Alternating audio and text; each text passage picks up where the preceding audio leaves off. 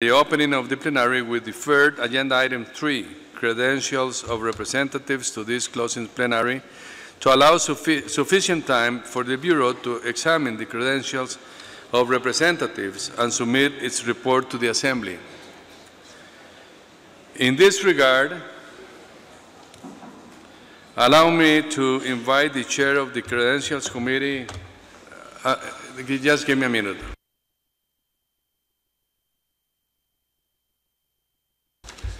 I invite the rapporteur to make a report on credentials of representatives in attendance of the Assembly. I also point to you that the report is available online in the resolutions platform. Please, Roxanne, you have the floor. Excellencies, distinguished delegates, it is my pleasure to report on behalf of Ambassador Stepanovic and on behalf of the Bureau on the status of credentials to the third session of the United Nations Environment Assembly.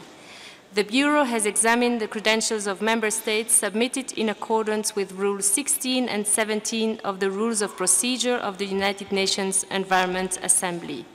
As of 5th December 2017, former credentials issued by the head of state or government or by the Minister of Foreign Affairs have been submitted to the Executive Director of the United Nations Environment Programme by 79 member states.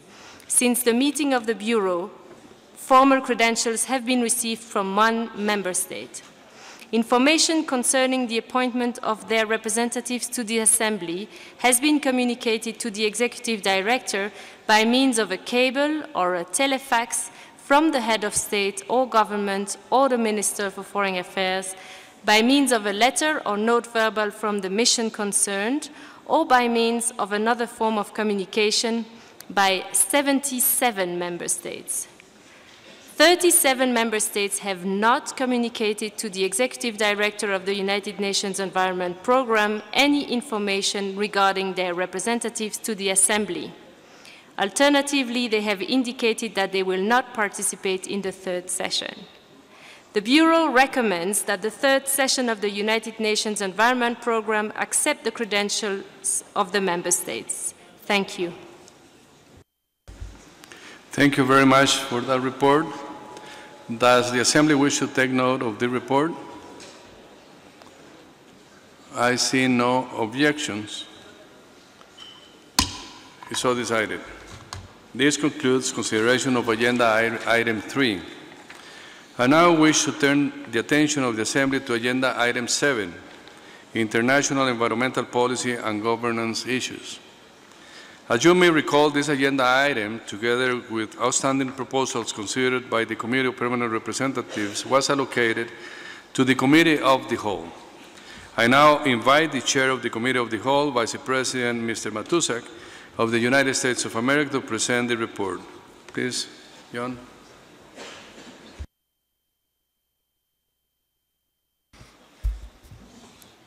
Thank you, Mr. President.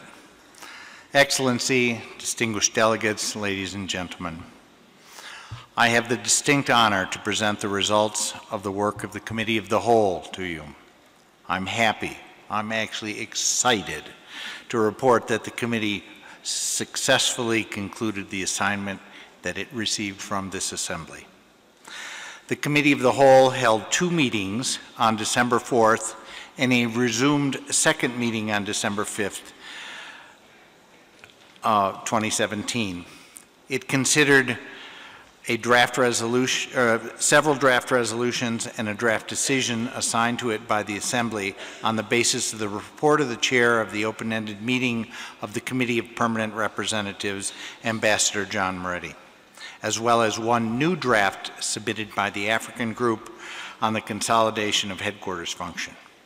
A draft resolution on South-South cooperation was not introduced and was therefore not considered. Through the hard work, but especially the cooperation, commitment, and flexibility of the delegations, and with the able guidance and skilled dedicated contact group chairs and facilitators of Friends of the Chair committees, and groups, the committee concluded its work. And it agreed to recommend for adoption by the Assembly 5 draft resolutions and 1 draft decision. These are the draft resolutions: pollution mitigation and control in areas affected by armed conflict or terrorism, environment and health, marine litter and microplastics, addressing water pollution to protect and restore water-related ecosystems, and implementation of paragraph 88A through H on the outcome document of the United Nations Conference on Sustainable Development, Rio+20, The Future We Want. This is the ultimate title of the aforementioned resolution by the African Group on Consolidation of Headquarters Functions.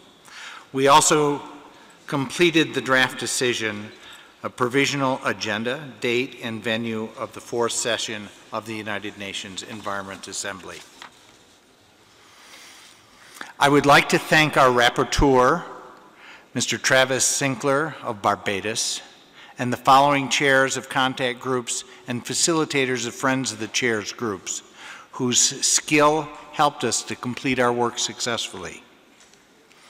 The chairs of the contact groups were Husham Al-Fityan of Iraq and Ms. Tarja Fernandez of Finland. The facilitators of our Friends of the Chairs groups were Mr. Andrew McNee of Australia, Ambassador Elizabeth Taylor of Colombia, and Ambassador Fernando Coimbra of Brazil. I wish to thank all the distinguished delegates for entrusting me with the responsibility of chairing the Assembly's work of the work of the Committee of the Whole. It's been a privilege for me to serve as the chair at this important, transitional, and therefore complex session, which had very limited time for negotiations. I'm satisfied that the package we are delivering is of well-prepared draft decisions will meet your approval.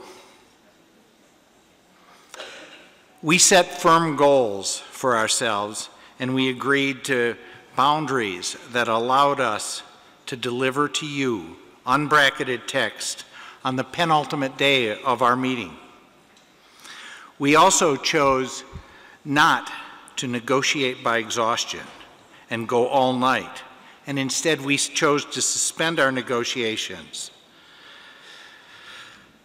at 1 a.m., allowing the negotiators time to reflect on the issues and the Secretariat time to recover, which I believe they needed after the incredible work that they had put in. In addition to the important resolutions that we are delivering to you, I hope that the constructive approach that the Committee of the Whole took and all of its participants and facilitators and chairs took of a disciplined negotiation of cooperation and hard work will serve as an example to future UNEAs. If adopted, the resolutions and the decision will make a positive contribution, I believe, not only for UNEP, but we hope that it will, in fact, improve the state of our planet and the lives of our people. Finally, I wish to thank the Secretariat, with whom I've worked closely, for their continued and incredibly hardworking efforts to make this all possible.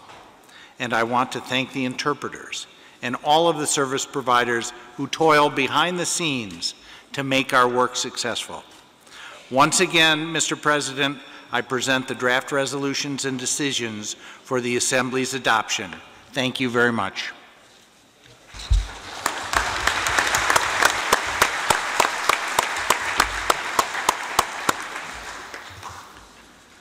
Does the Assembly wish to take note on the report of the Committee of the Whole? I see no objection. It is so agreed.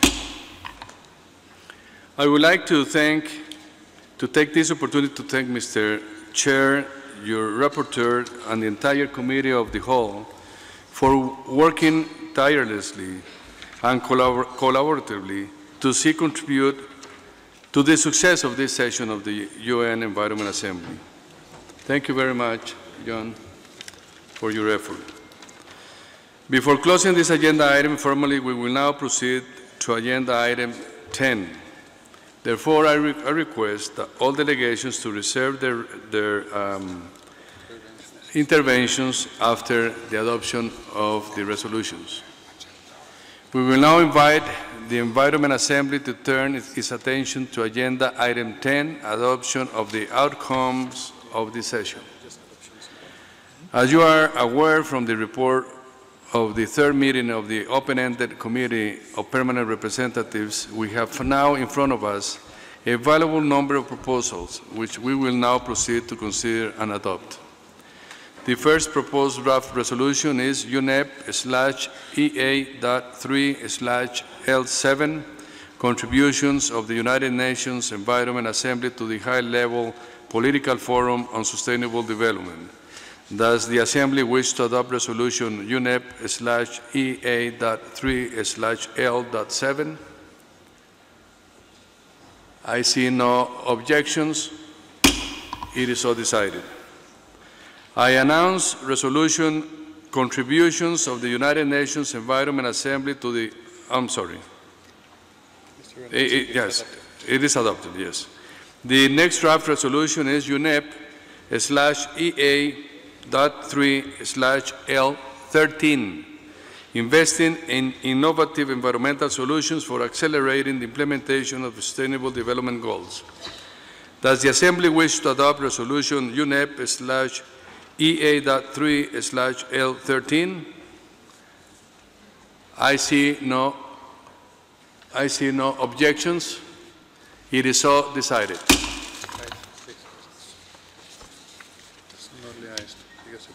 The next resolution up for adoption is UNEP/EA.3/L14, Managing Soil Pollution to Achieve Sustainable Development. Does the Assembly wish to adopt resolution UNEP/EA.3/L14? I see no objections. It is so decided. The next resolution for adoption is UNEP/EA.3/L23, Preventing and Reducing Air Pollution to Improve Air Quality Globally.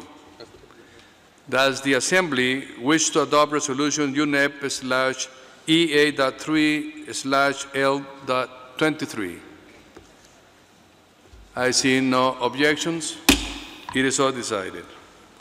The next resolution for adoption is UNEP/EA.3/L24, Eliminating Exposure to Lead Paint and Promoting Environmentally Sound Management of Waste Lead-Acid Batteries.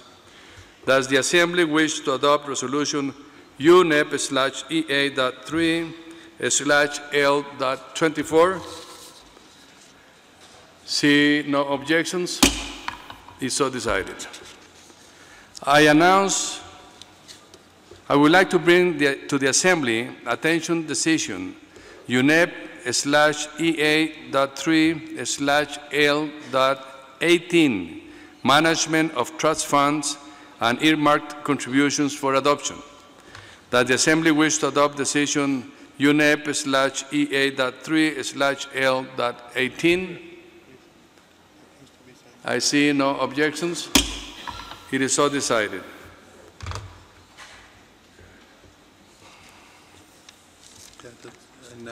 I now declare agenda item 6, administrative budgetary issues, closed. I would like to bring draft decision UNEP/EA.3/L2, extension of the delivery date for the 6th Global Environment Outlook report to your attention for adoption. Does the Assembly wish to adopt decision UNEP/EA.3/L2? See no objections. It is so decided. I now announce the session extension of the delivery date for the 6th Global Environment Outlook adopted. I now declare Agenda Item 8, update on the 6th Global Environment Outlook, closed. As earlier reported by the Chair of the Committee of the Whole, we now have in front of us a valuable number of proposals for your consideration. First, the resolution UNEP/EA.3/L5, pollution mitigation and control in areas affected by armed conflicts or terrorism. Does the Assembly wish to adopt resolution UNEP/EA.3/L5? I see no objection. It is so decided. Next draft resolution is UNEP/EA.3/L6/Rev.1, pollution mitigation by mainstreaming biodiversity into key sectors. Does the Assembly wish to adopt resolution UNEP/EA.3/L6/Rev.1? See no objections. It is so decided.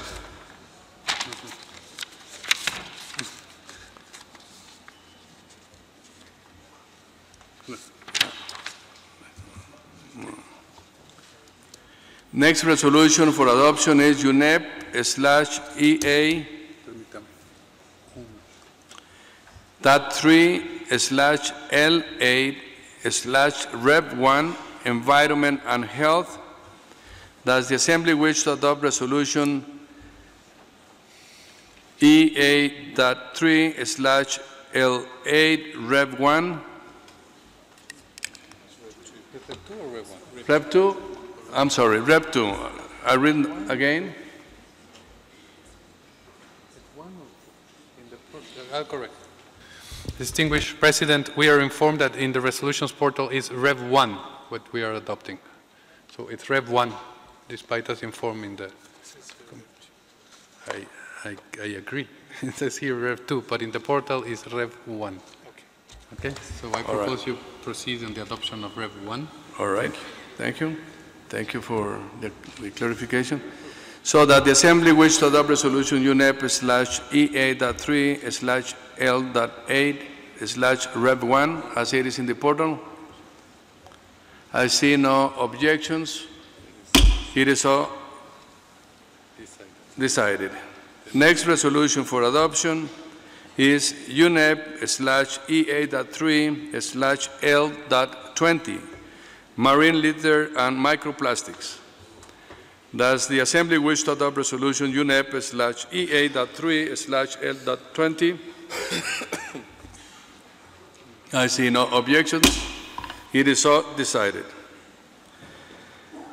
I now announce resolution, no, that's already taken care of. The next draft resolution is UNEP/EA.3/L.27, addressing water pollution to protect and restore water-related ecosystems.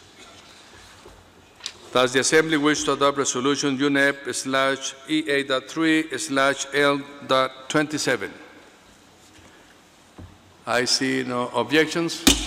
It is so decided. Next draft resolution is UNEP/EA.3/L.28, implementation of paragraph 88A to H of the outcome document of the United Nations Conference on Sustainable Development, Rio+20, the future we want. Does the Assembly wish to adopt resolution UNEP/EA.3/L.28? I see no objections. It is so decided. Seeing no other item, I now declare agenda item 7, international environmental policy and governance issues, closed. I would like to open the floor at this moment for any delegations that want to use the floor for a statement. I know that the United States wants to give a statement as well. Chile. Thank you, Mr. Chair. We are pleased with the adoption of these resolutions, and we would like to thank the facilitators, the Secretariat, and our fellow member states for their positive and constructive approach. We would like to clarify certain issues in these resolutions, and we request that this statement be reflected in the record. Consistent with long-standing policy, the United States does not support references to the transfer of technology to the extent that such language could promote technology transfer that is not both on mutually agreed terms and voluntary. For the United States, any interpretation to that effect will have no standing in future negotiations. We will continue to oppose language that we believe undermines intellectual property rights. Thank you. Thank you, United States. That statement is going to be noted in the proceedings. Mexico. Gracias, señor presidente. México se congratula porque esta Asamblea haya abordado el tema de la biodiversidad en su resolución sobre mitigación de la contaminación a través de la integración de la biodiversidad en sectores clave, lo que constituye un avance en la implementación de la Declaración de Cancún sobre integración de la conservación y el uso sustentable de la biodiversidad aprobada en la COP13 del Convenio sobre la Diversidad Biológica. Esta es sin duda una gran contribución para aumentar la conciencia pública y el compromiso político con la promoción de la biodiversidad en la agenda internacional. Tenemos una valiosa oportunidad de hacer mucho más en los próximos 3 años para abordar el tema de la integración de la biodiversidad desde la perspectiva transversal e integradora con la que nos hemos comprometido en la Agenda 2030 de las Naciones Unidas y sus Objetivos de Desarrollo Sostenible. Egipto asumirá la presidencia de la COP14 de la Convención en 2018 y Perú hospedará una reunión intermedia en 2019 para la preparación del nuevo paradigma que guiará la agenda de biodiversidad después del 2020, mismo que se aprobará en China durante la COP15. Hacemos notar a la Secretaría que la traducción al español de este texto no se apega totalmente a la versión en inglés en el párrafo preambular 3 y en los operativos 1B y 1C. Por otra parte, consideramos que la adopción de la resolución sobre el vínculo con el Foro Político de Alto Nivel sobre Desarrollo Sostenible brindará mayor claridad sobre los procesos para la interacción efectiva de la ANUMA con el Foro Político y proveer la perspectiva ambiental sobre el desarrollo sostenible y el seguimiento de la Agenda 2030. Hacemos notar a la Secretaría que hemos detectado una inconsistencia en el párrafo 1 del texto. Igualmente, la traducción al español contiene un error en el párrafo 3B. Señor presidente, la oportuna disposición de los proyectos de resolución en los 6 idiomas oficiales, en cumplimiento del reglamento que nos rige, ha permitido que las capitales de nuestro país hayan podido considerar todos los textos para su adopción en esta sesión. Muchas gracias. Muchas gracias, México. Concuerdo con usted de que la traducción a los 6 idiomas ha sido un beneficio para todos los Estados miembros.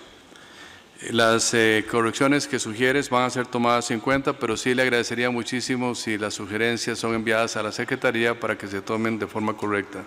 Muchas gracias, México. Chile.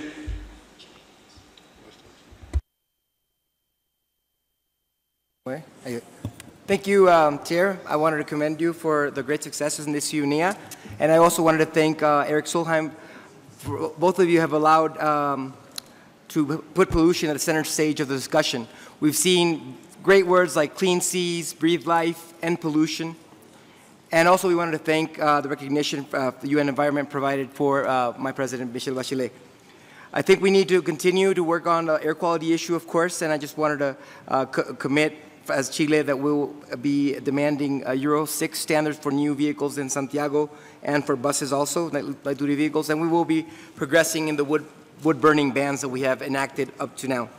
We're in the middle of a large wood-burning stove overhaul project that will benefit 200,000 homes. We've reached around 10% of that goal within this government, and we need to have around 400,000 homes being overhauled with their home insulation retrofits. There's a massive effort in cleaning the air and fighting climate change.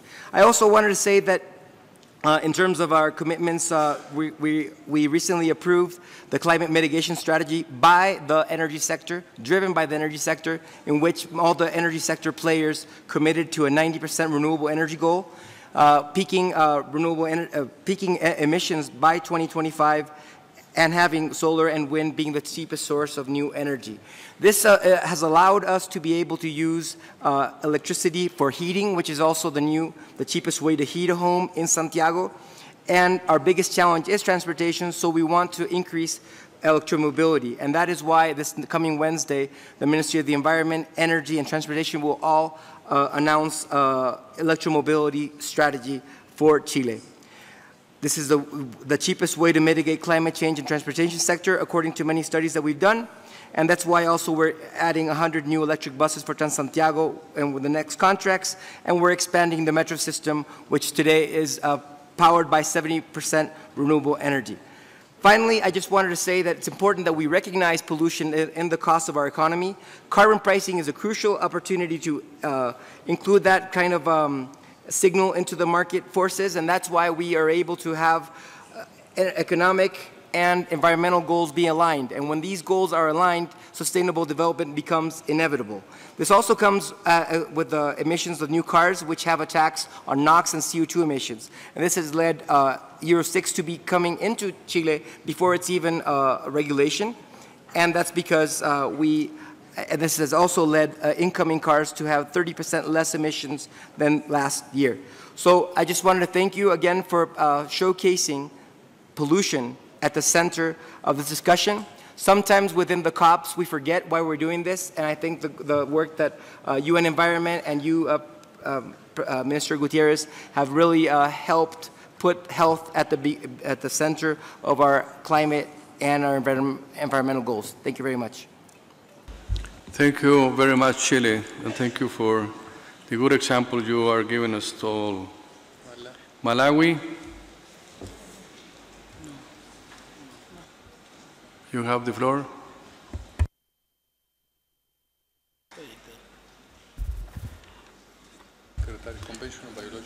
Sorry, Sí, it was by error.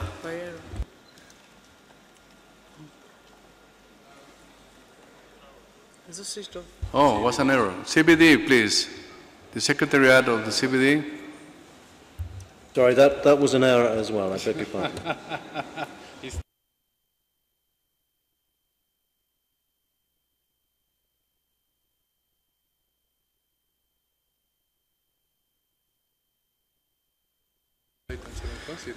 All right.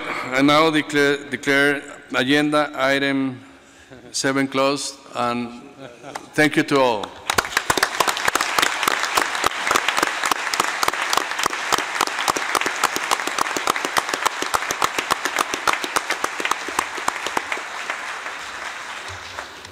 I would like now to turn the Assembly's attention to agenda item 11, election of officers.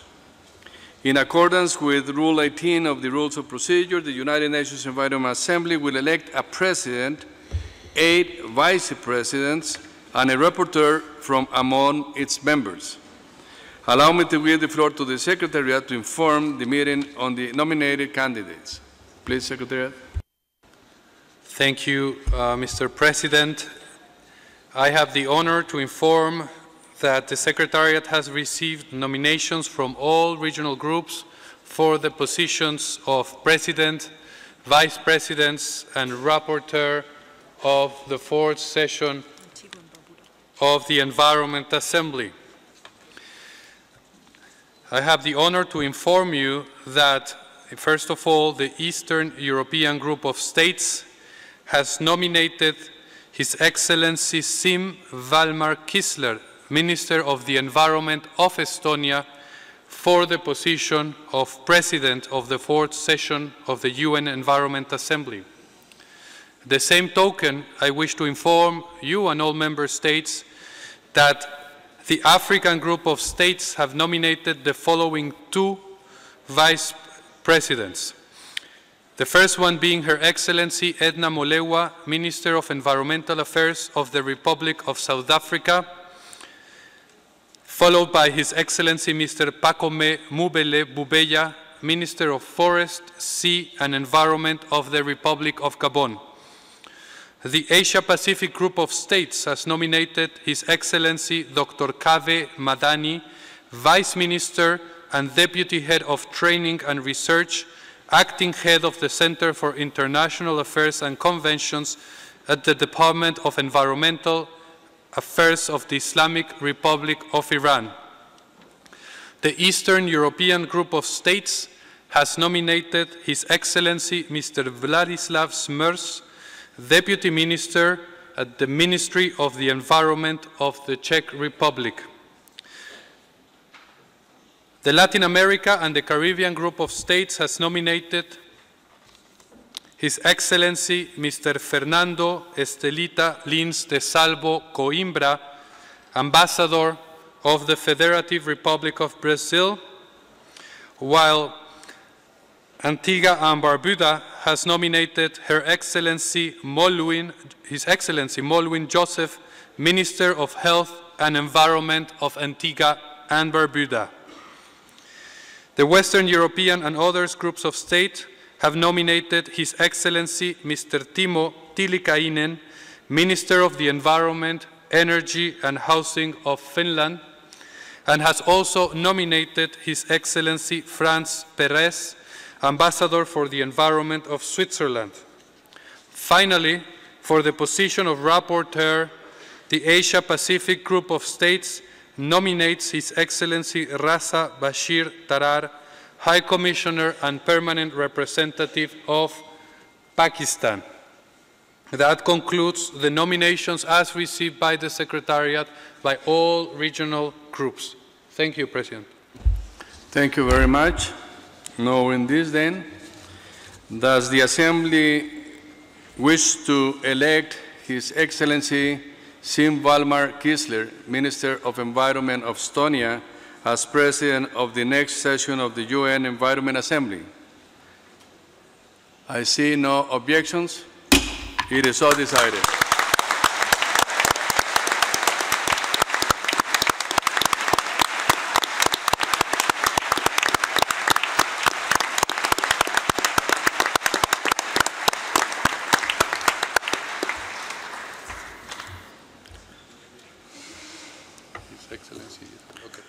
Does the Assembly wish to elect the following as Vice Presidents of the next session of the UN Environment Assembly by acclamation? From the African Group, Her Excellency Edna Molewa, Minister of Environmental Affairs of the Republic of South Africa, His Excellency Mr. Pacome Moulet Boubeya, Minister of Forest, Sea and Environment of the Republic of Gabon. From Asia-Pacific Group of States, His Excellency Dr. Kave Madani, Vice Minister and Deputy Head of Training and Research, Acting Head of the Center for International Affairs and Conventions in the Department of Environment, Islamic Republic of Iran. From Eastern European Group of States, His Excellency Mr. Vladislav Smers, Deputy Minister, Ministry of the Environment of the Czech Republic. For Latin America and the Caribbean, His Excellency Mr. Fernando Estelita Lins de Salvo Coimbra, Ambassador of Brazil in Kenya, and Her Excellency Molwin Joseph, Minister of Health and Environment of Antigua and Barbuda. And from the Western European and others group of states, His Excellency Mr. Kimmo Tiilikainen, Minister of Environment, Energy and Housing of Finland, and His Excellency Mr. Franz Perez, Ambassador for the Environment of Switzerland.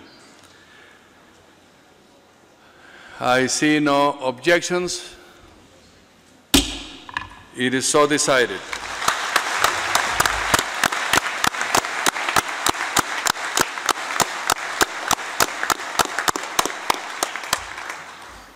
Thus, the Assembly wishes to elect His Excellency Basir Tarar, High Commissioner and Permanent Representative of Pakistan, as a rapporteur of the next session of the UN Environment Assembly. I see no objections. It is all decided. Now we will open the floor. I open the floor for statements from Nigeria.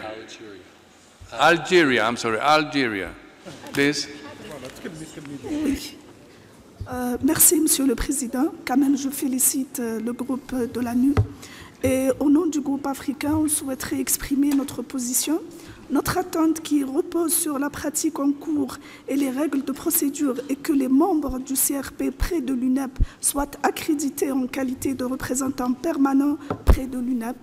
Notre autre attente qui repose toujours sur la pratique courante est que toute nomination de représentants destinés à exercer au niveau du bureau de l'ANU soit de niveau ministériel, membre du gouvernement ou tout au moins fonctionnaire de haut rang.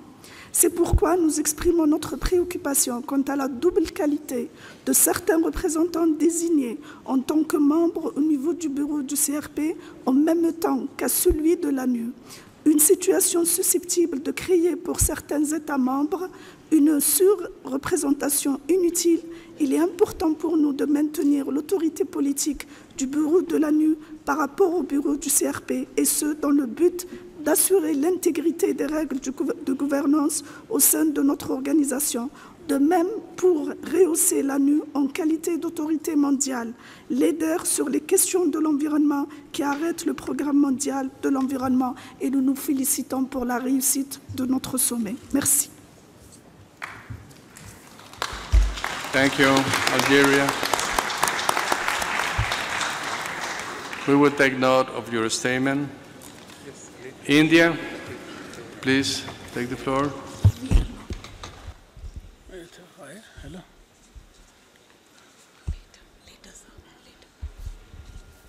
We'd like to speak later. Thank you. Thank you, India. Yemen.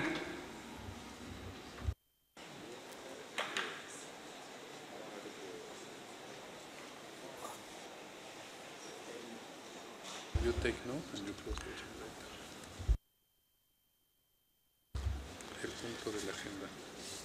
We'll take note of the statement made by Algeria, and we close this item agenda. Thank you very much to the new members of the Bureau of the UNEA and the incoming president, now president of UNEA 4. Thank you very much. The next item on our agenda is the provisional agenda and date of the 4th session of the United Nations Environment Assembly. The Committee of the Whole presented decision UNEP/EA.3/L.16/Rev1, provisional agenda, date and venue of the 4th session of the United Nations Environment Assembly.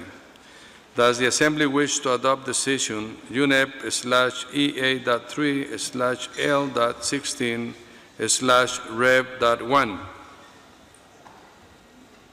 I see no objections. It is so decided.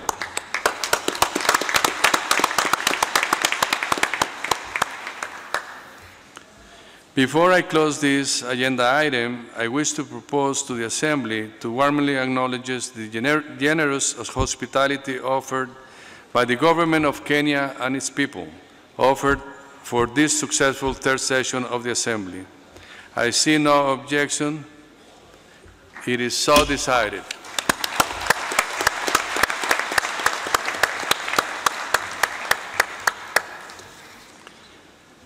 I now wish to call upon the distinguished Minister of Estonia to make a statement. Please, Minister, you want to come?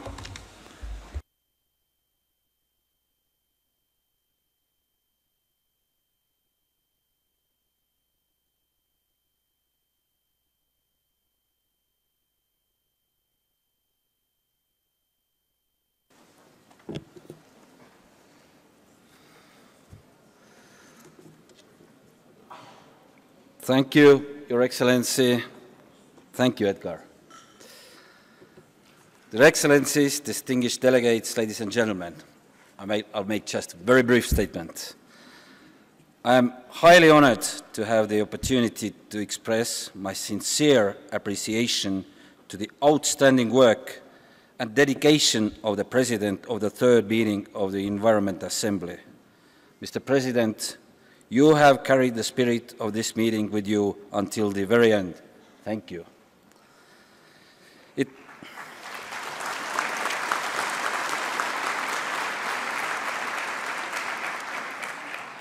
It will be a challenge to meet such leadership. I promise to stand for the United Nations member states so that the work that needs to be done to protect the health and well-being of the environment and people will carry meaningful results. I can already express the importance of involving all stakeholders, including the private sector, NGOs, academia, and others, as it has also been stressed several times during this assembly. Ownership of a common goal and action grows from partnerships. I commend the President for his transparency, inclusiveness, and openness, and being a true role model in his approach. Ladies and gentlemen, I invite you to share with me your expectations and ambition for the next United Nations Environment Assembly and build on the very much fulfilled expectations for this third session of the Environment Assembly. And I would like to call upon all of you for your engagement. I welcome and look forward to your contributions on how to ensure a meaningful and impactful fourth meeting of the United Nations Environment Assembly. Thank you, Mr. President. Thank you, everyone.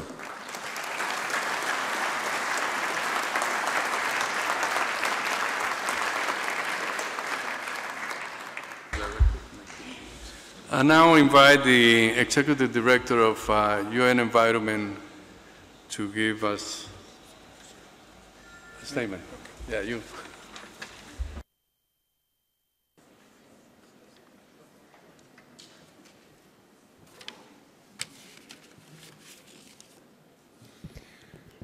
Good evening. I will really like to thank you all, because this has been an amazing environment assembly. People have come from all corners of the world, from all walks of life, from government, from civil society, from business, from science, and you have made this a really fascinating, inspiring, and I think impactful assembly of the United Nations environment. So thank you to all of you for making this possible. And there are a number of firsts here. It's the first time we make a declaration of such a forum. It's the first time we're launching a number of young champions of the earth. It's the first time we have this big business forum. And one first which I really took note of, because I think it's not only the first in UN environment, but the first in UN at all, at least in any UN meeting I have noticed. Because yesterday when we started the assembly, I was there with my watch, and I looked into it. The assembly was assumed to start at 10. We started at 10:00, like a Japanese train. We went out exactly on time. I've never experienced anything like that in the history of the United Nations. But of course, more importantly, we were able to come together on one topic, a pollution-free planet, with full respect that there are many other environment and development issues which are also central, but we wanted to focus on this here because of the importance of bringing the world towards a pollution-free planet. It's so central to humans, to our life, to our health, to our well-being, and it's important for poor and rich alike, even if poor people are more hit by pollution than rich people. And we have made huge success. We have been able to set this out to the world. We have showed the direction, but then still people tomorrow will ask, what's next? What now? They will say, you did well, good assembly, but how do we follow up? And let me make some suggestions to that, because I think in our response to people, we need to be very practical. Plastics. There's a strong, strong determination here to stop the plastic scourge in the oceans, but how do we actually do it? I suggest 3 main avenues of action. Let us phase out and stop using and avoiding what we do not need. The average North American is using 600 straws a year. Do we need straws? My mother died this year at the age of 92. I cannot recall she used a straw in her entire life. She could drink from her bottle, from her glass, and from her cup, and she had no problem without straws. If anyone needs a straw for any purpose, let them get it. Let all restaurants all over the world put up a posters which saying, if you want a straw, you call the waiter and you will get a straw, otherwise we will not provide it. And it may seem as a small issue, but if you go to Bali, a huge amount of the plastic in the oceans there and in many other tourist spots in the world are straws. Then there are a number of plastics which we do need, at least we need the function. We need to preserve food longer. We need bottles.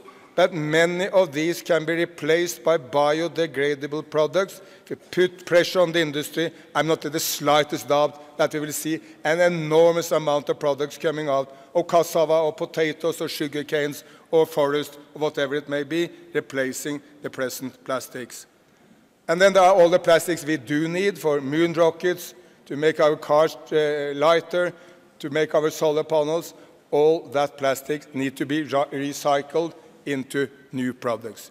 This is not really difficult.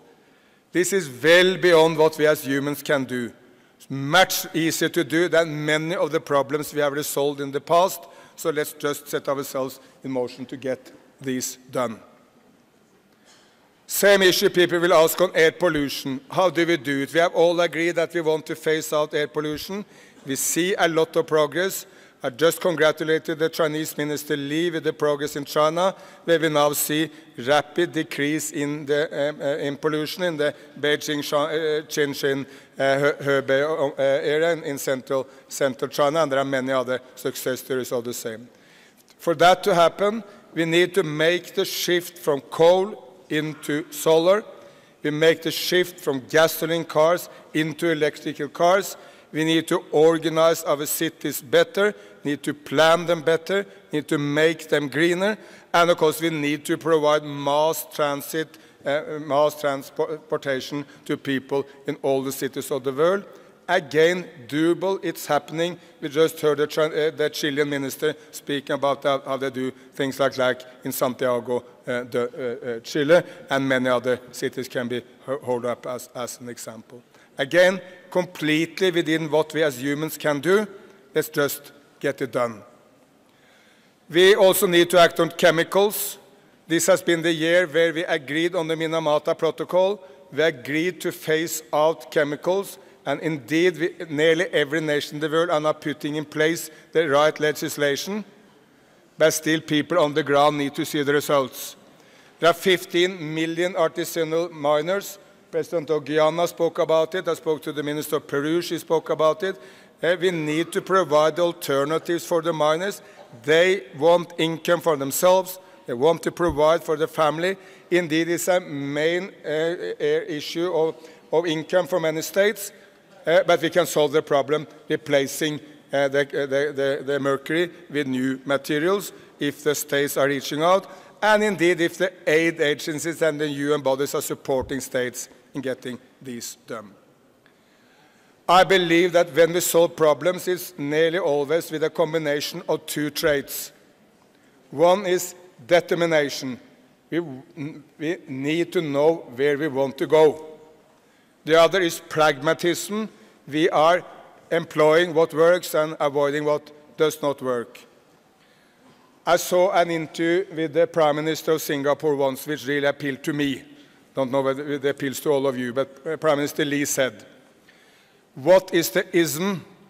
What is the ideology of Singapore?" he was asked. And he said, "In Singapore we have just one ism. It's not communism, it's not socialism, it's not conservatism, it's not liberalism. Sorry for all of you who are communists or socialists or liberals or conservatives. Nothing wrong with that. But he said in Singapore we have one ism, that is pragmatism. When we see something working, we do more of it. When we see something failing, we try to avoid repeating the failure. And at least we cannot quarrel on the issue that this has served Singapore very well. But there's hardly any other success story on the planet going from absolute poverty to the absolute affluence in such a short period of time. So obviously it has served Singapore well. But pragmatism without direction is not meaningful. You need to know where you want to go, the determination. We want a pollution-free planet. That's our direction. But to achieve that, we are pragmatic in the ways we operate. And you have shown great pragmatism in this Environment Assembly. No one has stuck to the position saying that only I get it right, everything will be resolved. No, we've been there for each other and resolving problems together. Let me pay particular tribute again to the Palestinians and the Israelis for this spirit of pragmatism. That was very important, I think, for Palestine and for Israel, but it was also important for the rest of us, and we will now set out an assessment of the environment situation in Palestine, and I will call upon the rest of you to support, because when that assessment obviously will show that there are environment concerns and issues in Palestine as everywhere else, we will call upon you to support efforts to resolve those problems, and then we need other actors also, not just the Palestinians, and not just the Israelis, not just the Arabs, but a wide global support. I will also thank the one person who's most to be thanked in this event, Edgar Guterres, but let me extend it to your team, not just you. You have brought a really extraordinary team from a fantastic, extraordinary nation of Costa Rica. I related to a few of them. They are so good, so determined, exactly this combination of determination and pragmatism, which you have shown, as with some said, added the humor and humility and the warmth, human warmth, which you have provided us with. Thank you so much, Edgar.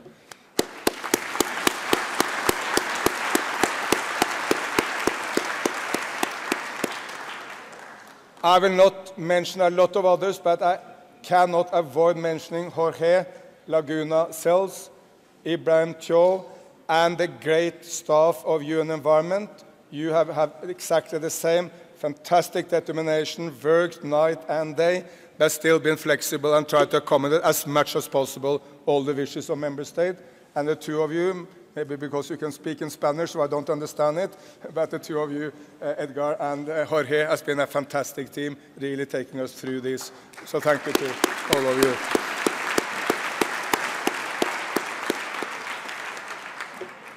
Then I will thank our host, the Kenyan government. I will in particular thank President Kenyatta, who took from his precious time at a time, of course, when after the elections here, he will have any number of issues to put forward in Kenya.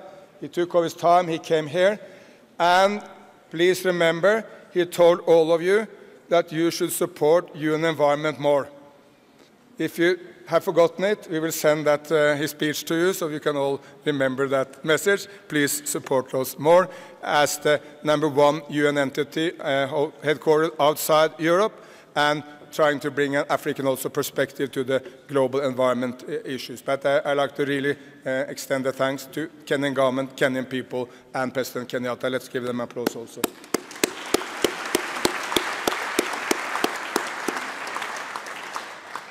Finally, just one comment on my side. A person I met said, the most important word in the world today is the word together. And I agree very much with that.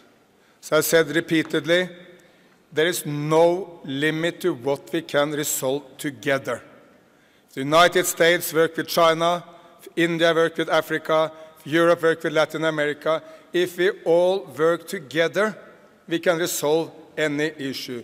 Humanity has resolved any issues in the past. We abolished slavery. We brought women's liberation. However, there's a lot more to be done. We have cured a huge number of the major diseases I just discussed with the Indian Minister Harsh Vardhan. By the way, he's one of the pioneers really doing this. First time I came to India, there were hundreds of thousands of polio cases in India. Last year, not one. He is one of the persons who is sitting there. He's one of the persons making that miracle happening in India, so we can give him an applause for that also. He's a doctor by profession, and now he's the Minister of Environment of India. Can there be a better combination? But my main point in this context is the fact there is no limit to what we can resolve together. If we ever allow some political forces to splinter us, to work separately, to start fighting, start competing, then we will have huge difficulties. We will waste our energy on quarrels and problems rather than making our energy available for resolving problems together. So thank you for the spirit in this conference, because that has been exactly that, the spirit of togetherness, which is so important to the world. So let us take that back home to whatever nation we come from, to whatever profession we are from. Let's embrace the spirit of togetherness. So thank you for being together here.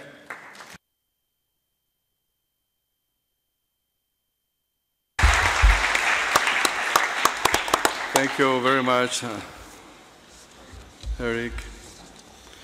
I would like now to invite Her Excellency, my friend Carol Diesburg, Minister of Environment of Luxembourg, to present the outcomes of the Women's Minister of Environment breakfast. You can do it from the floor, Carol. Thank you.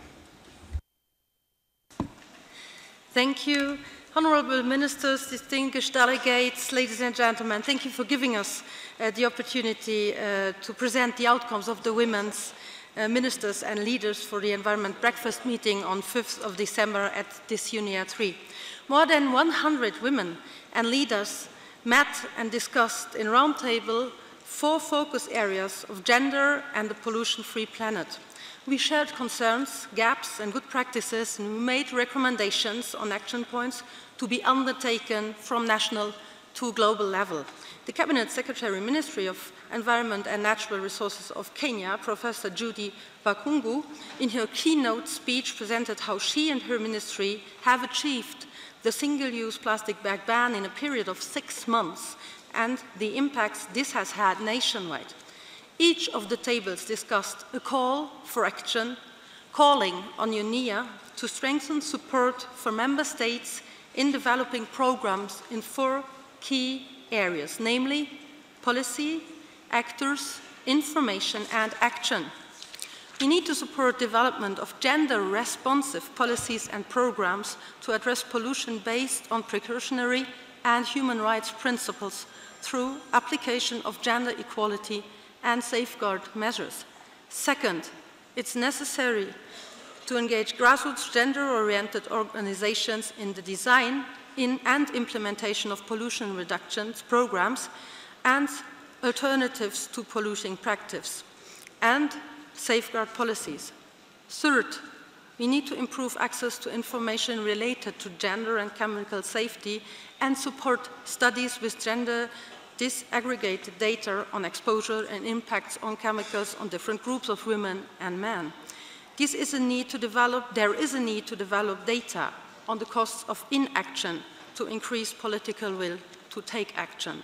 Fourth, support quick-win pollution prevention efforts such as phasing out of single-use plastic, eliminating harmful chemicals in products and personal hygiene products will bring us further together.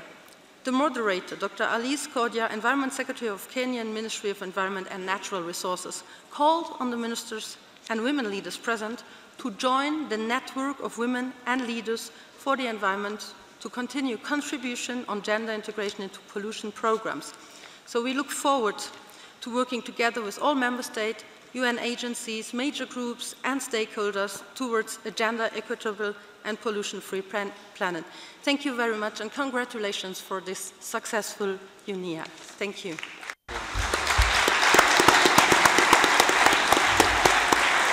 Thank you very much, Carol. Now I propose that we consider general statements and the remaining of the consideration of Agenda Item 9 as decided in our first plenary meeting.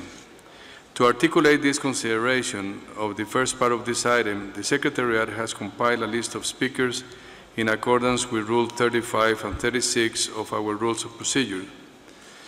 In order to ensure that all representatives wishing to take the floor are allowed to do so, I would like to remind the representatives that the Assembly has limited the time on speeches to a maximum of 3 minutes. Please be aware that the microphone automatically cuts off after 3 minutes. It is my honor to invite the delegation from India to take the floor now. Thank you. India.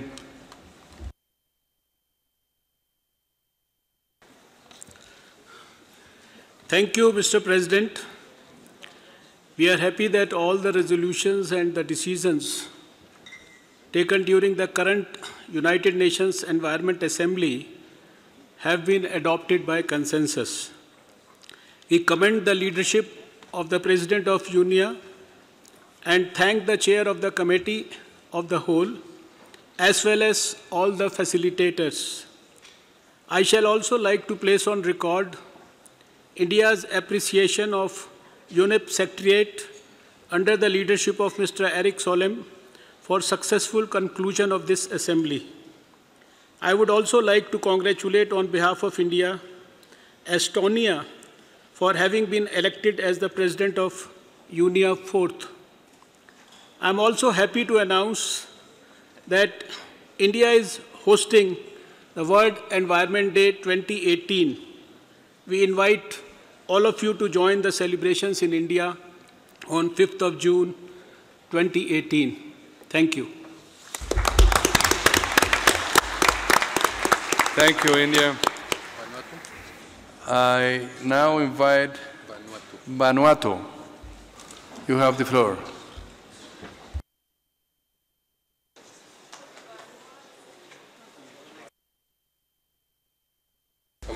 Thank you, Vanuatu. United States. United States. Thank you, Chair. I'll make this very brief. We wish to express our sincere appreciation for the leadership of President Gutierrez and his team for the manner in which preparations for this UNEA 3 were conducted.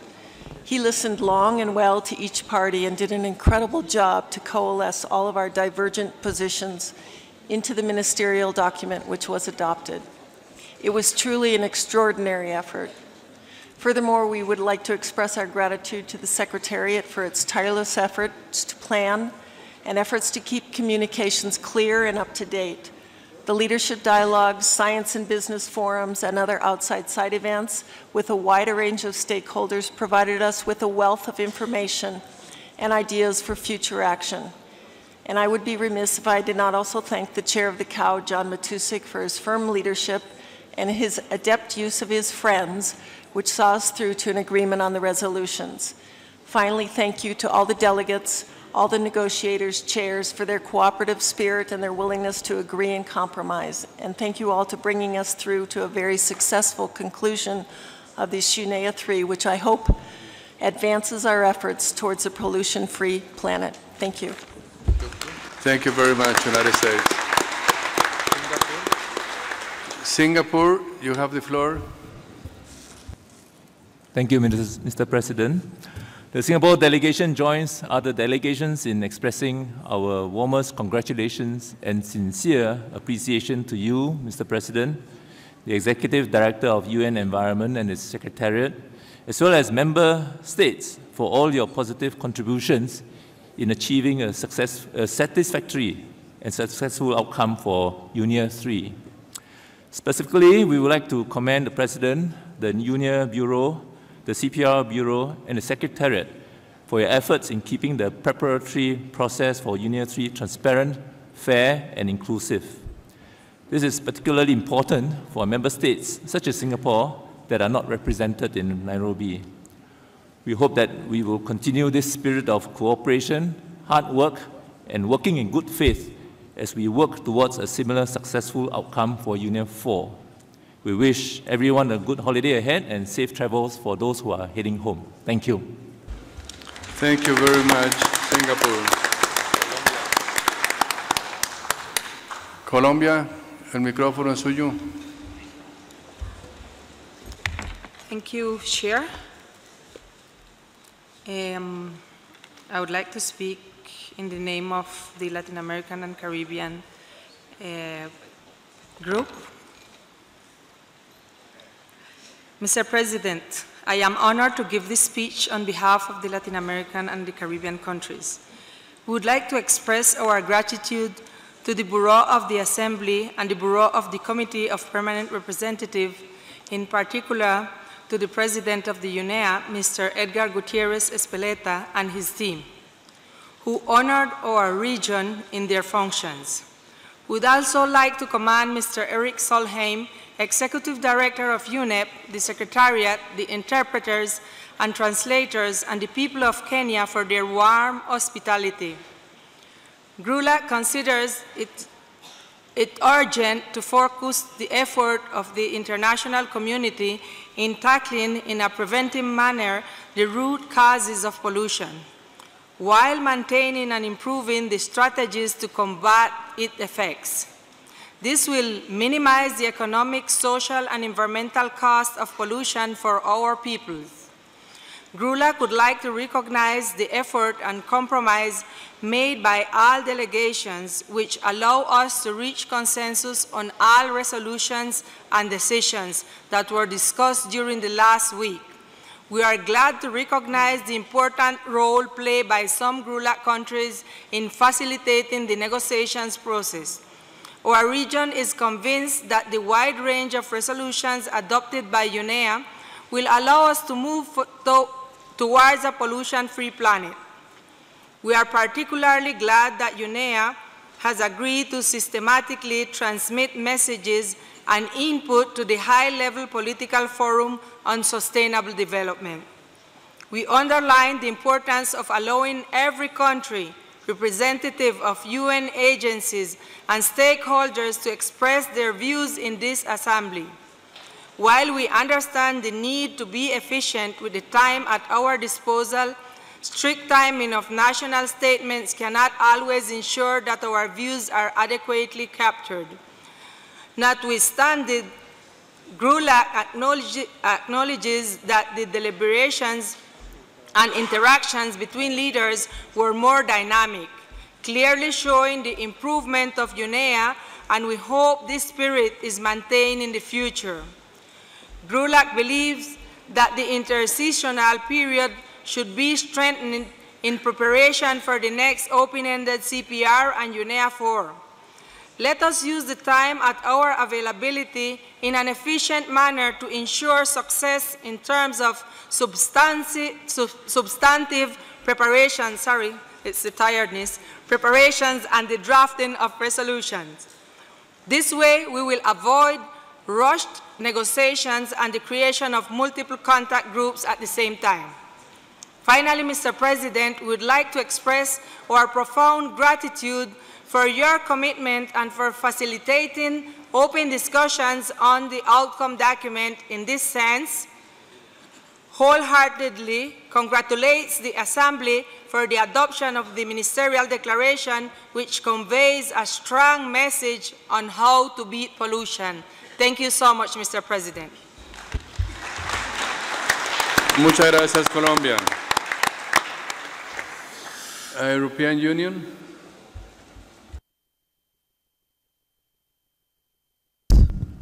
Mr. President, Excellencies, distinguished delegates, I have the honor to deliver this closing statement on behalf of the European Union and its 28 member states, and I would like to inform you also that Ukraine aligns itself with this statement. Mr. President, we came to this session of the Assembly with high hopes, and I believe that today the results of the Assembly confirm the role of UNEA as the world's highest level decision-making body on the environment and its important contribution to the implementation of the 2030 Agenda and to the Paris Agreement. The ministerial declaration we have just adopted is a clear signal of our willingness to step up together action towards a pollution-free planet. And we are very grateful to you, Mr. President, for your leadership in steering this process in an inclusive manner towards a successful conclusion. The substantive resolutions we have adopted today will provide us further guidance in our national policies and in international cooperation in fighting against pollution. And we are also very grateful for the broad support which was given to the resolution on environment and health that the EU and its member states submitted. The scientific evidence is clear on the many linkages between environment pollution, human health, and the biosphere. We count on all of you to join us in putting our agreement into action. We have also made another significant step in the fight against marine litter and plastic pollution by agreeing to address and remove the barriers to combating this type of pollution more effectively. We have recognized the importance of eliminating such discharge into the oceans. This will not be easy, but now our actions have a clear sense of direction. On behalf of the European Union, we have also put forward 20 different policies and initiatives as voluntary commitments against pollution. Many of these also involve countries from other parts of the world.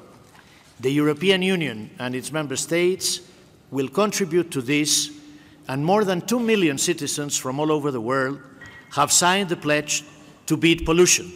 Let us remind each other of these commitments as we move forward after this meeting. We need to continue to focus on science policy interface to enable good data, indicators, knowledge and assessments for sound policy decision-making at all levels. And we also re-emphasize the need to send the right economic signals and redirect investments to prevent and minimize pollution, and we look forward to continue working with the private sector. Let me also stress the positive spirit generated by all participants at this UNEA session, who have shown strong commitment and determination towards our goal. Let's keep the momentum, and we are very grateful for the different opportunities of engaging with stakeholders from civil society, the private sector, and science. We are very impressed by their contribution to our common cause. And this engagement with stakeholders, as Eric Solheim was recalling, should be further strengthened in subsequent meetings of UNEA.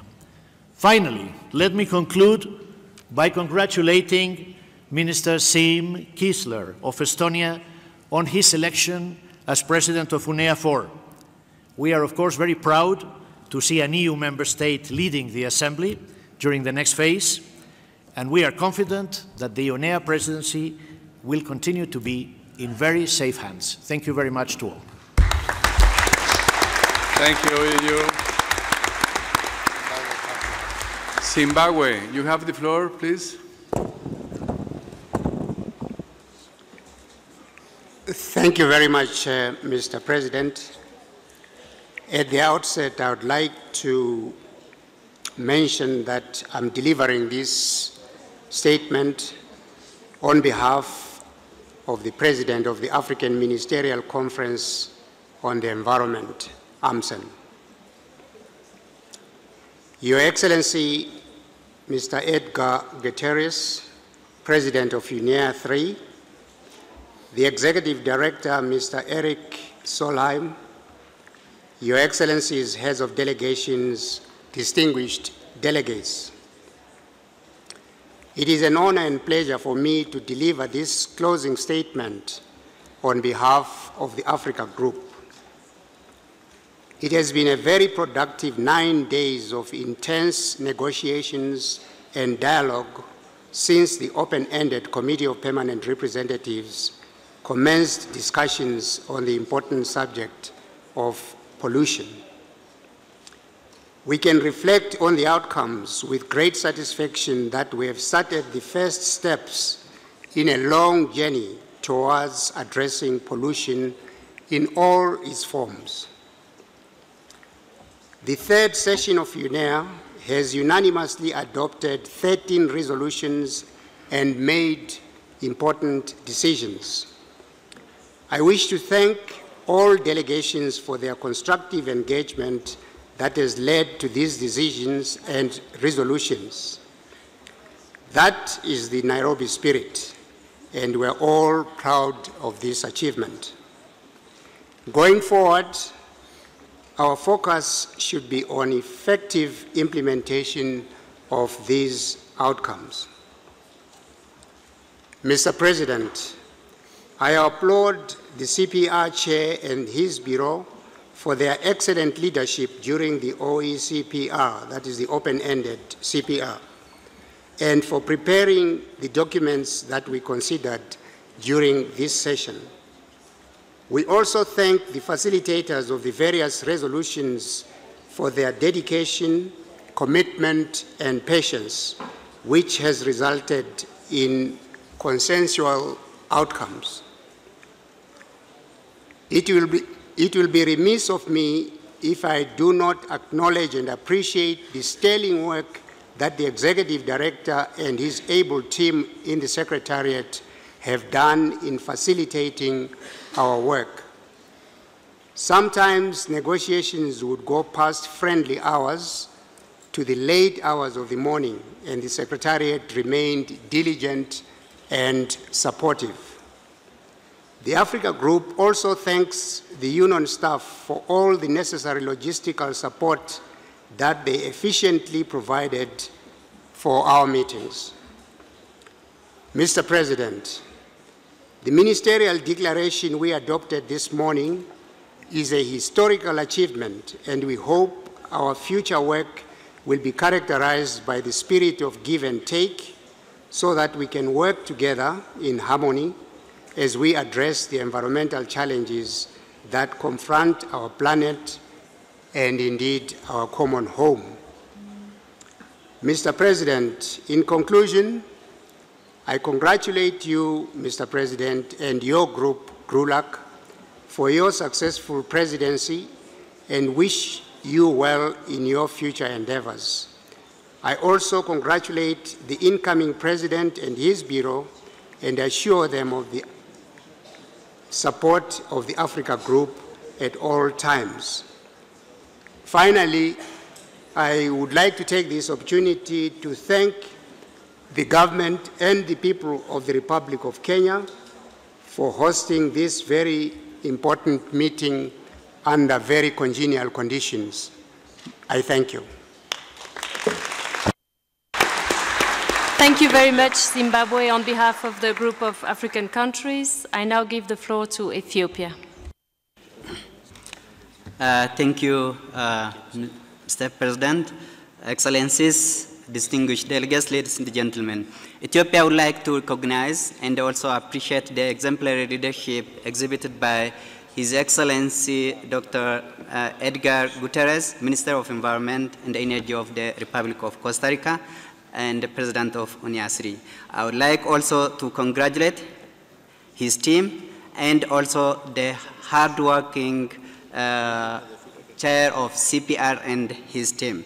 The outcome of this meeting has clearly demonstrated that when we are willing and working hard together, we can come to a very successful end, and this is also what we can take with us back home. Mr. President, Ethiopia would like to underscore the fact that international cooperation and the partnerships play a crucial role in the implementation of the decisions we took in this UNEA and previous similar meetings and previous conventions so that we all march together toward this pollution-free planet. Hazardous waste management needs technology and human and infrastructure capacity. These capacities are limited in many developing countries, including my own country, Ethiopia.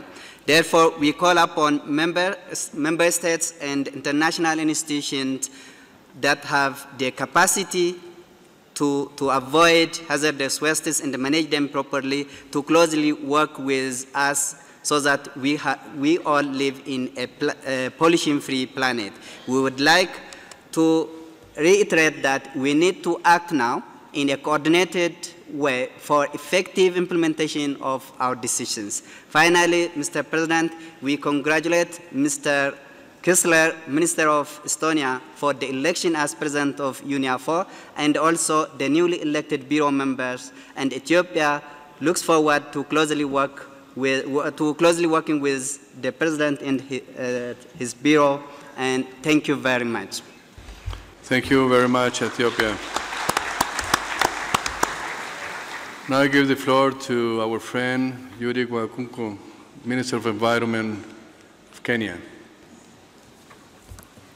Your Excellency, President of UNEA 3, Executive Director, Your Excellencies, Heads of Delegation, distinguished delegates. Mr. President, I align my statement to the Africa Group statement. I am also privileged to deliver this closing statement on behalf of the Kenya delegation. Kenya is honored to have hosted more than 4,300 delegates during this session.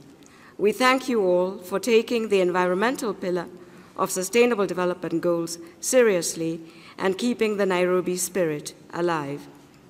I recall my President's speech during the opening ceremony on the need for a strengthened UNEP through an effective consolidation of headquarter functions in Nairobi. I'm pleased to note that the Assembly has adopted a resolution towards ensuring this is realized. I thank you all delegates for the constructive engagement and indulgence during the whole period of UNEA, as well as the intercession period. It is out of your tireless efforts that we have proudly adopted all these resolutions, decisions, as well as the ministerial declaration by consensus. I thank you, Mr. President, for your dedicated engagement during the negotiations for the ministerial declaration. This has set the momentum for future sessions of this Assembly. It is now upon all of us to implement these important outcomes of the Assembly. We must all act collectively to address all forms of pollution. Mr. President, I thank your Bureau members who have steered this process to its successful completion and the various facilitators of the resolutions for the commendable work. I acknowledge the CPR Chair and the Bureau members for their leadership during the Committee of Permanent Representatives. I also acknowledge the Executive Director and the whole team in the Secretariat for facilitating this meeting.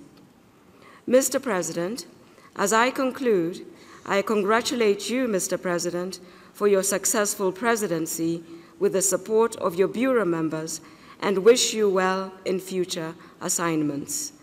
I also congratulate the incoming President and his Bureau and assure them of Kenya's unequivocal support.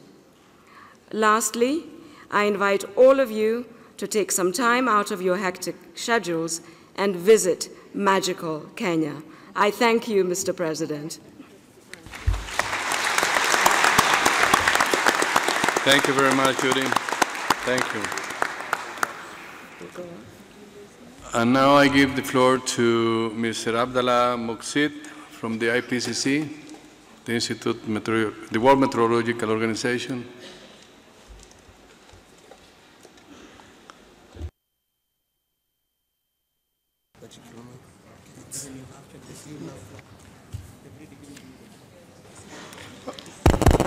Thank you, Mr. President. Thank you, Mr. President. Dr. Guterres Espeleta, Minister of Environment and Energy of Costa Rica, President of UNEA, dear Eric Solheim, Executive Director of United Nations Environment, distinguished delegates. I am delivering this statement on behalf of the Secretary General from WMO, Peter Talas.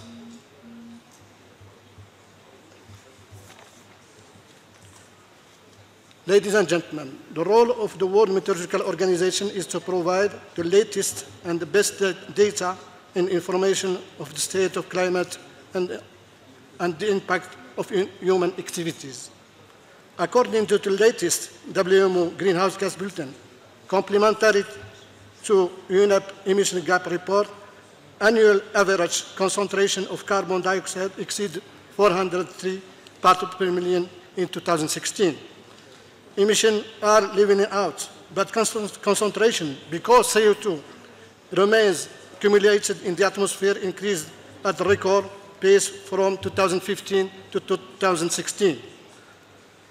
The year 2016 was the warmest in record, and sea surface, ocean temperature, and are warmest on the record. Global sea level continues to rise, and Arctic sea extent contracting. Ocean acidification threatening marine ecosystem, and fisheries and coast coral reefs are bleaching.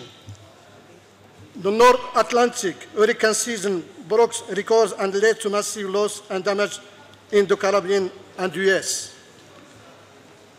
Together, the greenhouse gas bulletin and emission gap report support the IPCC process and provide the scientific base for UNFCCC negotiations and monitoring of climate action. WMO and environmental partners are developing an integrated greenhouse gas information system with refined methodologies. More measurements at high level of details and atmospheric models should be used to improve national action reporting in relation to national determined contribution. Another aspect to mention in relation to the theme of this assembly toward a pollution-free.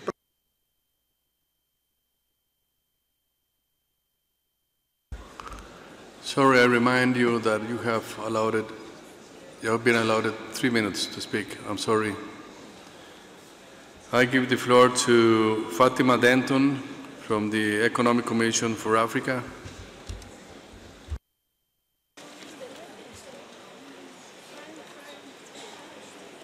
Mr. President, Excellencies, Africa's development aspiration is to turn its industrialization and urbanization plans into engines of growth, pollution-free and climate-resilient development.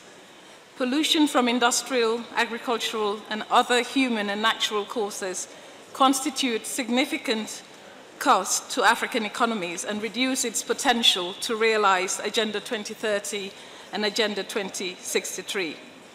Air pollution causes around 600,000 deaths every year across Africa. Agriculture remains the mainstay of African economies, yet as the continent modernizes its agrarian systems, pollution-related costs will increase. Mr. President, at the Economic Commission for Africa, we argue that a green future is not a choice for Africa, it is a development imperative. We argue that a green industrialization will enable Africa to sprint towards structural transformation, deliver on inclusive growth, create jobs, and safeguard its natural resources. For Africa, a green industrialization is not simply about meeting carbon emission targets, it's a precondition for sustainable development. The time is ripe. Africa can emerge as a leader in the development of greener technologies and design a new future that will draw on the significant co-benefits of health, inclusive growth, and energy security inherent in a low-carbon development. Thank you. Thank you.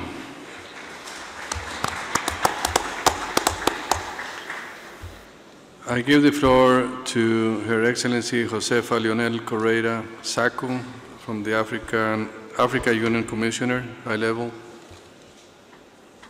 Thank you, President. Mr. President, Excellencies, all protocol observed, I would like to convey our appreciation to the United Nations Environment for the organization of this unique event, and to the government and people of Kenya for the warm hospitality accorded to me and my delegation. Let me also congratulate the President of the Assembly for initiating a transparent and multi-stakeholder consultation process that is aiming at developing a vision and achievable action to address pollution on a global scale. Mr. President, the theme of the third 2017 Environment Assembly towards a pollution-free planet is very timely, as is holding at the time that the global community is focusing on sustainable development. Pollution threatens the very pillars of sustainable development. It is a threat to health and well-being and accounts for a significant percentage of annual loss of human life. It is a challenge for both developed and developing countries. However, the situation of Africa is worse, as the region is always a victim of dumping of hazardous waste, including e-wastes, leading to all forms of pollution, including water contamination and loss of biodiversity. Africa is the world's second driest continent after Australia, with only 9% of the global renewable water resources to support 15% of the global population. Pollution threatens to aggravate the situation and accentuate poverty in Africa. Cities and urban environment in Africa are some of the challenges laboratory of pollution. Traffic congestion, the use of old vehicles, urbanization, the use of wood for a source of domestic energy all contribute to pollution in a big way. The solution to pollution in Africa is intertwined with effort to address climate change and sustainable development on the continent. Africa has identified a number of major regional projects related to renewable energy, transport infrastructure, which have potential to cut greenhouse gas emissions significantly and thus make Africa a global carbon sink. I wish to conclude by reiterating that pollution in all its forms requires concrete international action and cooperation, as well as the involvement of the stakeholder. Implementation of multilateral environment agreements, sustainable consumption, and all other related initiatives have a key role to play in ushering up the pollution in Africa. I wish to further reiterate that the African Union Commission, under the distinct leadership of His Excellency Musa Faki Mahamat, Chairperson of the African Union Commission, remains determined and fully committed to work with the regional economic communities, member states, all relevant stakeholders, and partners. I'm sorry, thank you very much. I now give the floor to China. Please, China. 谢谢主席。在目前这个闭幕环节，如果要不发言的话，感觉有点缺憾。特别是呢，我想向大会主席以及秘书处呢表示感谢。当然，也要谢谢肯尼亚政府为我们这次会议的成功召开，作为东道国所做的贡献。中国代表团非常支持执行主任呢在闭幕环节所做的讲话，特别是呢提到的我们本身要一起来团结一致，来共同抗击这种污染的一些工作。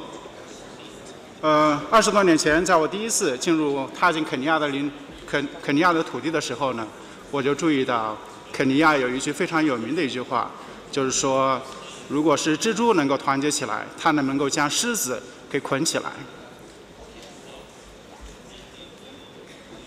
我想这句话也很好的诠释了执行主任要求我们大家共同合作，诠释了呢所谓这个 together 的本身的意思。我相信在执行主任的这个指导下，在大会主席的支持下，我们所有的决议希望都能够团结一致起来，能够得到落实。我们另外也对本次会议呢所举办的科学政策商业论坛成功的举办表示祝贺。我们也希望这方面的一个政策和商业的结合，特别是最终的行动，能够对于我们最终通过的相关决议有一个很大的推动和支持。总之，最后一句话，感谢各位，感谢大家，也希望2年以后，2019年再次见到大家，谢谢大家。 Gracias, China. I give the floor now to Mr. Cosi Latu, Director General of Secretariat of the Pacific Regional Environment Program. Spread. Thank you, Mr. President, Excellencies, distinguished delegates, ladies and gentlemen. SPREP is honored to be part of UNEA 3. As the intergovernmental organization responsible for biodiversity, climate change coordination, waste management and environmental monitoring and governance in the Pacific Islands, SPREP is acutely aware of the pervasive and persistent nature of pollution and the toll that it has on the health of communities and the environment. Pollution and growing volumes of solid and hazardous waste are major threats to the environment and the sustainable development of Pacific Islands, driven by economic growth that has been based on a linear economic model and demand for commodities by a rapidly increasing population. The Pacific region is a recipient of marine pollution, which has originated from other distant countries and maritime activities through its transport by ocean currents and the concentration of waste in gyres. Like climate change, the negative impacts are experienced disproportionately by Pacific Island countries and territories, while other nations mainly bear the responsibility of causing them. Of particular concern is the increasing prominence of marine plastic pollution and marine debris, with multiple adverse impacts to many sectors of society. The issues of military legacy waste from World War II shipwrecks and nuclear testing form part of the marine pollution story in the Pacific region. SPREP recognizes that good practices in waste and chemical management apply to and offer solutions for both land-based and maritime sources, with flow-on benefits for mitigating climate change and enhancing ecosystem and species conservation. Pacific leaders in September of 27, when they met for their annual meeting, under the Blue Pacific banner, committed themselves to fast-track the development of policies to ban the use of single-use plastic bags, plastics and styrofoam packaging, and call on Pacific Rim partners to join and commit to action on addressing marine pollution and marine debris to maintain the environmental integrity of the Pacific Ocean for people, planet, and prosperity. At this UNEA 3 Assembly, SPREP publicly pledges its support to the Beat Pollution Engagement Campaign to help end pollution of the Pacific region's air, land, waterways, and oceans, and safely manage chemicals and wastes for member countries through the collective actions and by reducing its own pollution footprint in the region. The SPREP pledge recognizes that pollution and growing volumes of solid and hazardous waste are major threats to the environment and sustainable development of Pacific Islands, as articulated through its Pacific Regional Waste and Pollution Management Strategy, referred to as the Cleaner Pacific 2025. Thank you. Thank you very much. I give the floor now to Christophe Basibamo from the East African Community. East African Community, sorry. East African Community, please. Thank you, Mr. President.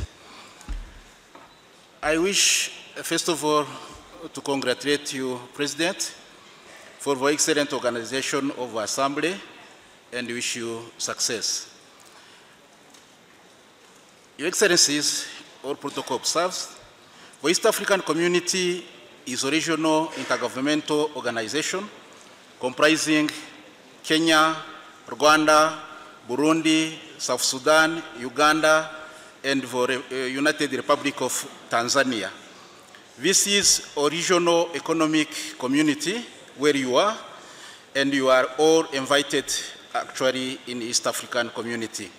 The community has begun implementing the customs union for common market, and then it is now a common higher education area, which is also implementing the single tourism visa, among others.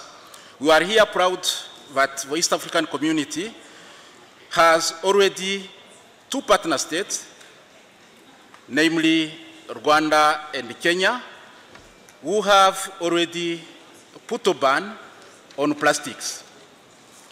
And we are still mobilizing other partner states to come on board. East African Community commits to invest in the removal of environmental risks to human and environment in a more inclusive and integrated programs under productive social and infrastructure sectors, including A, promoting biodiversity protection and restoration, the use of affordable, more efficient, cleaner and safer energy appliances and improved technologies, access to and exchange of information on pollution, low carbon development initiatives and programs, among others. B, protection of all rivers, lakes and wetlands, targeting sustainable development. C, developing and maintaining regional transboundary emission inventories for main pollutants and develop emission standards. D, fast-tracking implementation of the East African Community Program of Action of the National Agreement on Air Pollution. And I wish to inform the audience that the East African Community has already put in place a regional bill when it comes to ban plastics. Your Excellencies, ladies and gentlemen, in conclusion, East African Community is committed to deliver and invites all stakeholders to conduct tangible actions in the implementation of agreed commitments, resolutions, and decisions. And here we inform all of you that we are ready for partnership. Let me conclude finally by also congratulating the new president and the new team, and we inform them that we commit actually to work together towards success.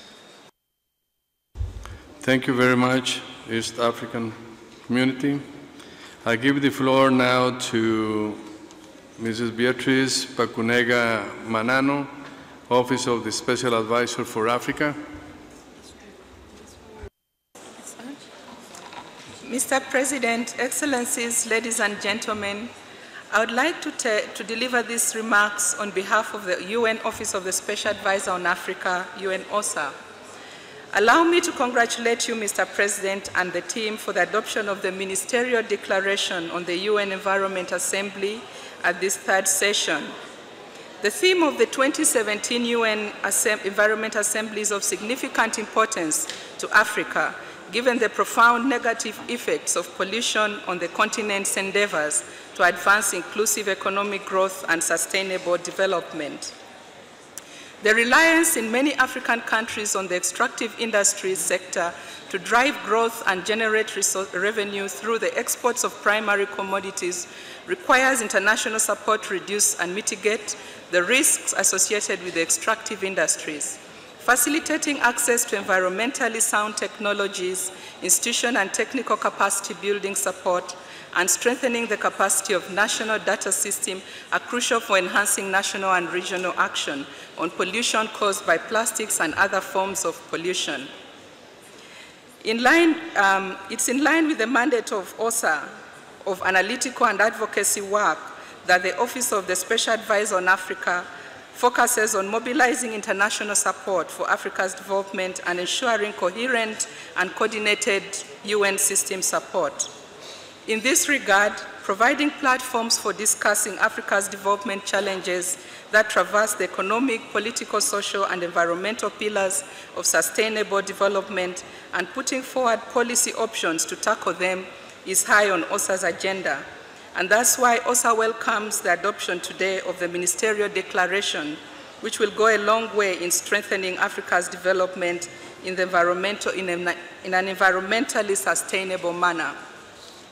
Finally, Mr. President, I'm confident that the adoption of the declaration will help putting forward concrete policy recommendations to bring our world closer to achieving the objectives of a pollution-free planet while supporting Africa's ambitious transformative Agenda 2063 and its aspirations towards an integrated and prosperous Africa that is underpinned by infrastructure development, regional integration, and industrialization, among others, in a sustainable manner. I thank you. Thank you very much.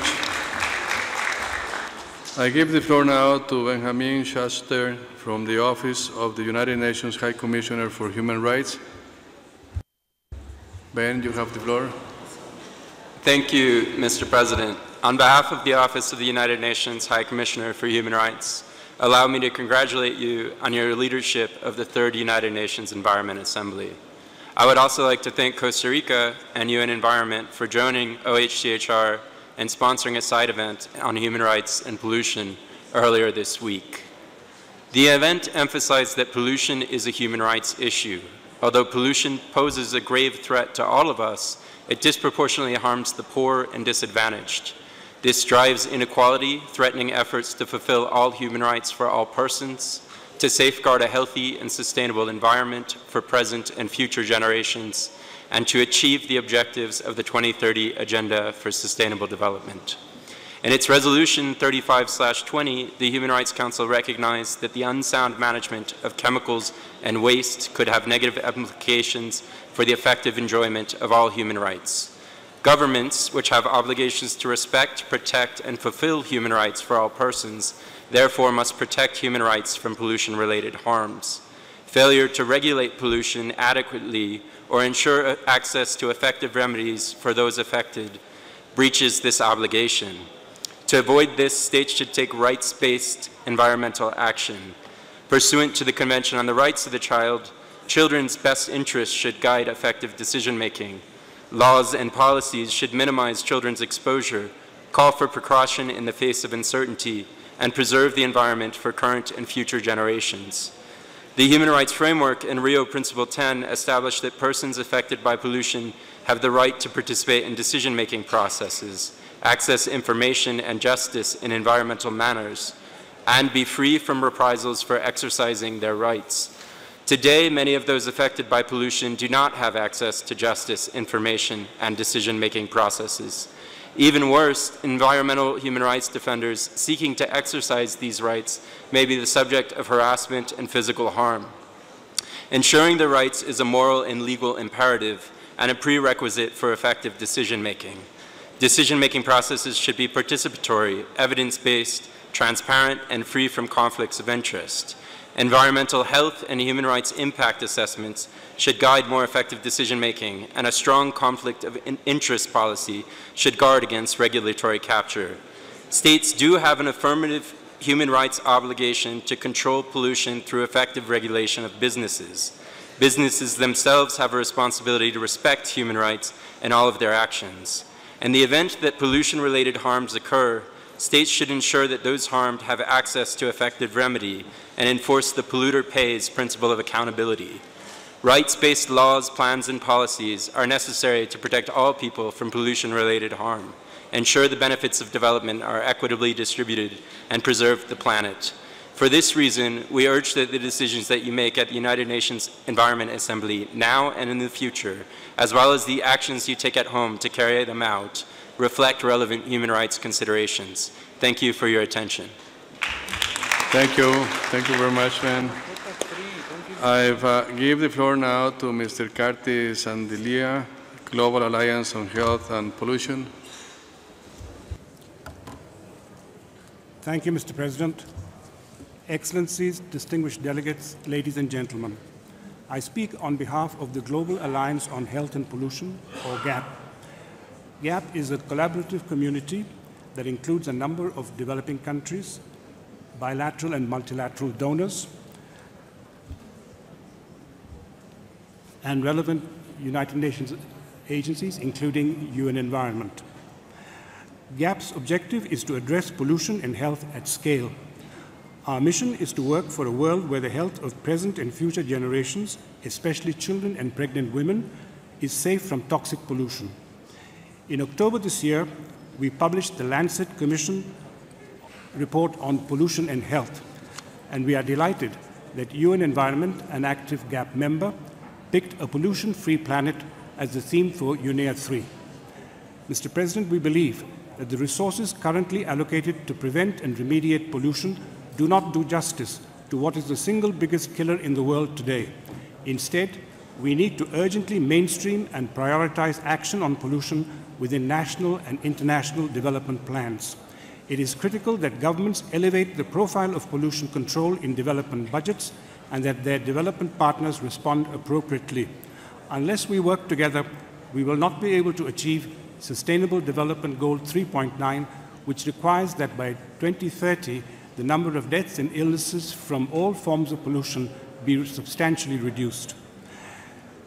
Mr. President, programs and projects to address pollution should focus, at least in part, on reducing the burden of disease from pollution by measuring public exposures and prioritizing pollution challenges and solutions based on health impacts.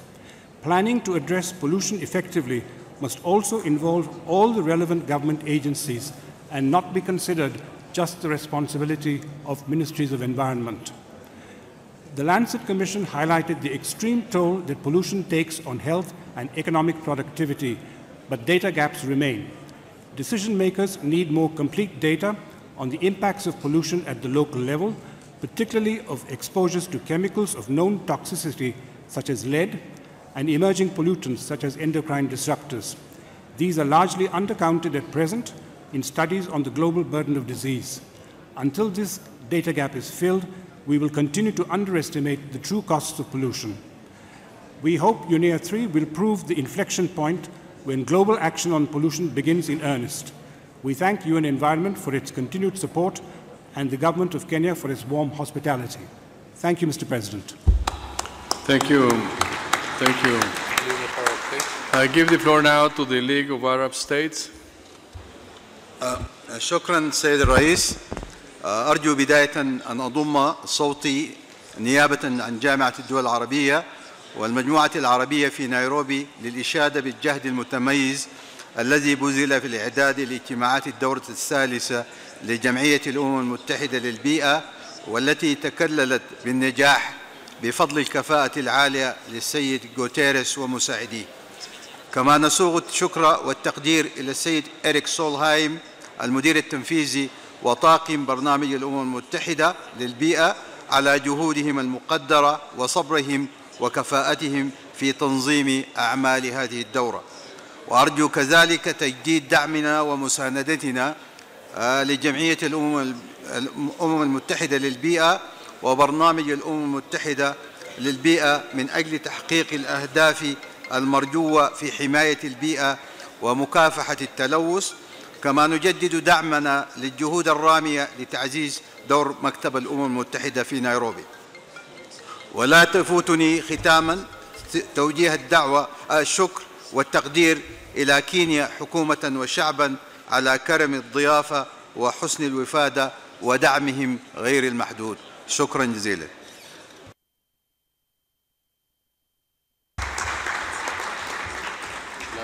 Thank you very much.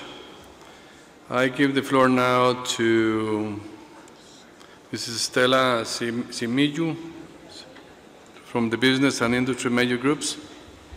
Thank you, Mr. President. Speaking on behalf of the Business and Industry Major Group, Business and Industry would like to congratulate you, Excellency, Member States, and UN Environment on the successful adoption of the Ministerial Declaration, the resolutions, and decisions taken during this UNEA 3. We specifically thank you for the clear action and solutions-oriented approach to reduce pollution and its risks to the people, the planet, and prosperity. We are grateful for the challenging and encouraging words from many of you and the UN system, urging us to do more and find new solutions. Just like the Executive Director of UN said, and I quote, "You cannot change the world without including business." Over the course of UNEA 3, more than 60 business representatives, including many from our group, the Global Business Alliance for the Environment, have convened here in Nairobi to ensure the reflection of business solutions, concerns, and expertise in UNEA 3. We have also hosted a business symposium under the theme Businesses Beat Pollution to exhibit the growing recognition of business role and responsibility to help create enabling environments to tackle pollution within the context of sustainable development. The Business and Industry Major Group has come together under the banner of the Global Business Alliance for Environment to reiterate our commitment to help achieve the SDGs and move towards a pollution-free planet. We look forward to continuing to work with the UN environment, governments, and others to seek and support new models of business and commercial activity that are cleaner, less polluting, more responsible, and always people-oriented. Our message here is that innovation is not only for technology, but also for forums of discussion, partnerships, policy design, and assessments. Addressing pollution requires sound regulation with enforcement and national capacity building. Addressing pollution requires sound regulation with enforcement and national capacity building, market-oriented approaches, voluntary efforts, and the removal of counterproductive discussions and subsidies. To do this, active, substantive, and recognized engagement of all groups, including business, is needed to inform, raise the ambition of, and implement the outcomes of UNEA and UN environment initiatives. Lastly, we encourage the UN environment to continue the Science Policy Business Forum, and we hope to organize future business symposia in tandem with this initiative.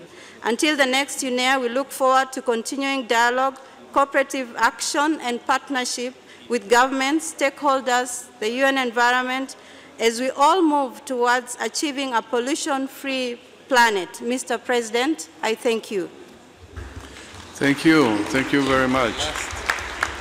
And last, I'd like to give the floor to Lily Tanui, a high school student from Kenya, on behalf of all major groups. Lily. Thank you, Chair. Dear Excellencies, distinguished delegates, I am 18-year-old Lily Tanui from Kenya. We welcome the developments achieved in Nairobi, including the first ever ministerial declaration. We thank the UNEA 3 presidency, the member states, and the UN environment. We commit to supporting the implementation through collaboration. However, between now and UNEA 4, we call for sustained efforts towards transparent reporting and accountability mechanisms. The impunity in the cases of environmentalists murdered across the world is disturbing. We welcome the strategy of the protection of environmental defenders and strongly demand for continued solidarity. Distinguished delegates, the world cannot remain silent while our communities and people continue to suffer. Finally, we call upon the member states to provide necessary financial support to UN environment to help them achieve their ambitious targets and create a viable link to the HLPF. Distinguished delegates, progress is a long and continuing process. The system is not perfect and it might never be, but it is our obligation to ensure that tomorrow's system is better than today's. Pamoja twaweza, together we can. I thank you. Thank you, Lily.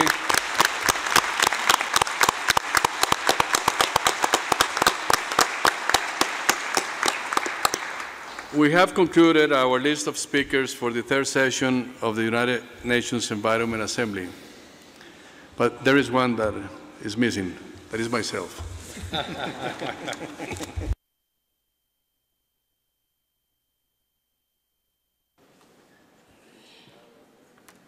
I have the time running already. Dear friends, let me capture this moment and have a relaxed breath. My heart speaks in Spanish, so I'm going to speak in Spanish. Después de más de un año y medio de la segunda sesión de la Asamblea de las Naciones Unidas para el Medio Ambiente y de un intenso trabajo preparatorio en el cual he promovido la transparencia, la apertura, la inclusividad, llegamos al final de esta tercera asamblea.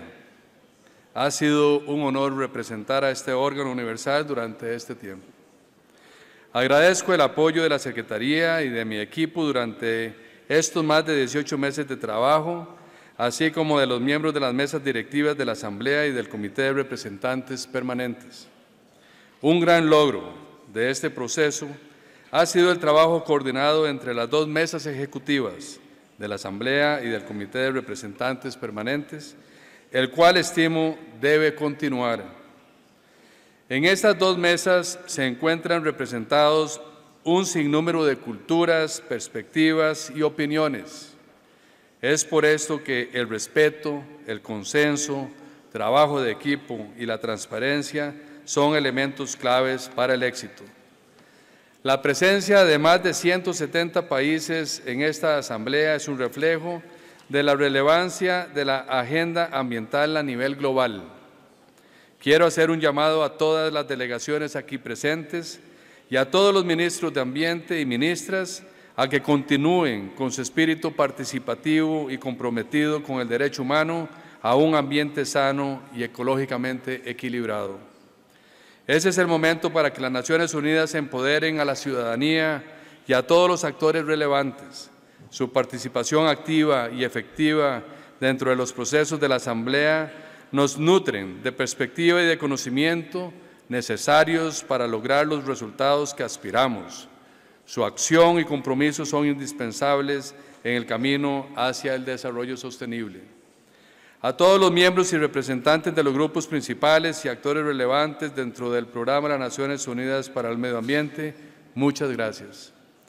En esta sesión, y gracias a la voluntad política, el compromiso serio y responsable de cada uno de los Estados miembros y a las valiosas contribuciones de todos los sectores de la sociedad civil, hemos aceptado 11 resoluciones, 3 decisiones y una declaración ministerial.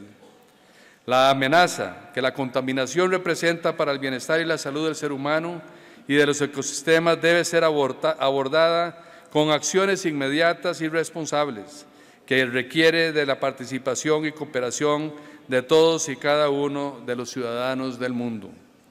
Los resultados de esta Asamblea proveen acciones y soluciones concretas para avanzar en la prevención y la lucha contra la contaminación, contribuyendo así al logro de las aspiraciones que nuestros jefes de Estado y de Gobierno dejaron reflejados en la Agenda 2030 y los Objetivos para el Desarrollo Sostenible. Estos resultados deben ser compartidos con otros foros, de manera que inspiren la acción concertada de los diversos actores y sectores. Es responsabilidad de cada uno de nosotros asegurar que la sostenibilidad ambiental se integre de manera efectiva en las políticas hacia el desarrollo sostenible. Nuestro compromiso debe ser claro para dar respuesta a las necesidades de los más vulnerables, incluyendo niños y mujeres, y con las generaciones presentes y futuras. A mi sucesor, distinguido Siim Kiisler, ministro de Medio Ambiente de Estonia, le quiero ofrecer mi apoyo y desearle el mayor de los éxitos en su gestión. Dejo así el puesto que se me ha encomendado, convencido más que nunca de que la Asamblea de las Naciones Unidas para el Medio Ambiente es y seguirá siendo el foro más relevante para la promoción de una nueva visión del mundo, donde los gobiernos, los actores estratégicos y los individuos encontrarán un referente y una inspiración para convivir de forma sostenible con el ambiente. Muchas gracias.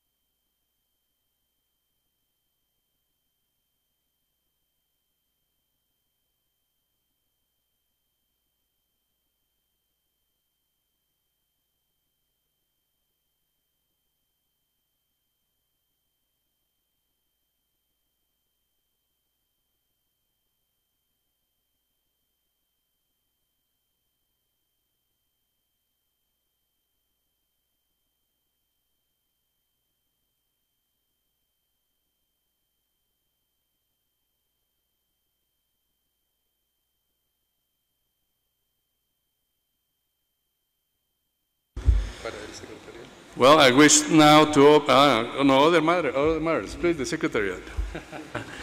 Thank you, Mr. President, and really, I just want to underscore on behalf of all the Secretariat what Executive Director has said, but I won't be long. I'm known for long interventions, but this is not the case. We have, as a matter of fact, a small token of gratitude that we have done as a staff of UN Environment Program. And when you recognize the work of the Secretariat, it's really not mine, it's those that went to the airport to receive you when you arrived and to offer assistance and voluntarily gave their time to go there, those that prepared your DSA, those that arranged the catering, all the secretaries that were there preparing communications, the unnamed colleagues that have been working very hard on your reports, screen editing. It's the whole organization really that makes this assembly possible. So I can't really take any credit for myself. This couldn't have been possible for the entire organization.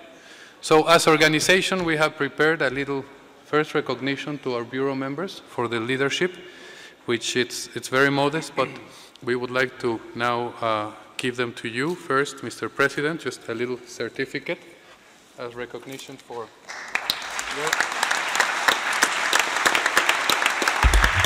your outstanding leadership.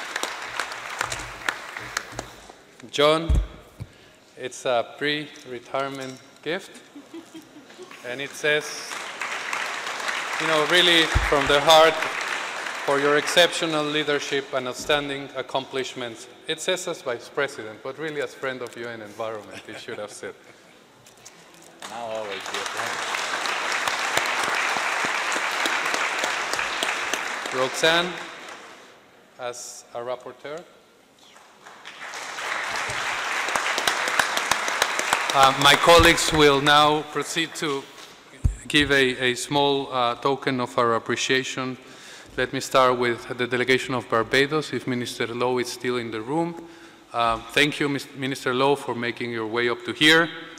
Our Minister of Environment of Nigeria, our Minister of Environment of Iraq, Dr. Paje from the Philippines, Mr. Smers, the delegation has unfortunately left, but we have here a token of appreciation. Montenegro as well. Thank you so much. On behalf of all the Secretariat, please.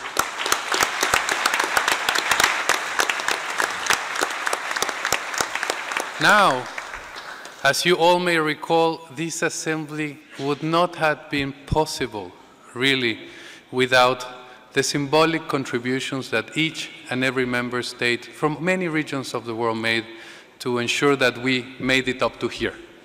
This assembly was very uncertain in its financing, in its resources, and countries, all countries, many countries came up to the plate and stepped up and ensured that this assembly remained alive.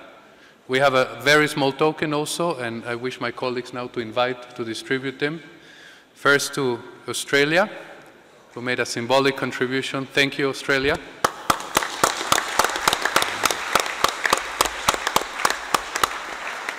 Colleagues, the certificates are here. Can you please, someone?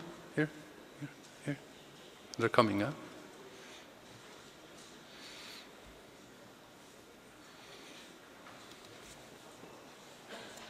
I think we're going to need more than one person to do it quickly. Victor, Charlotte. Okay. European Commission.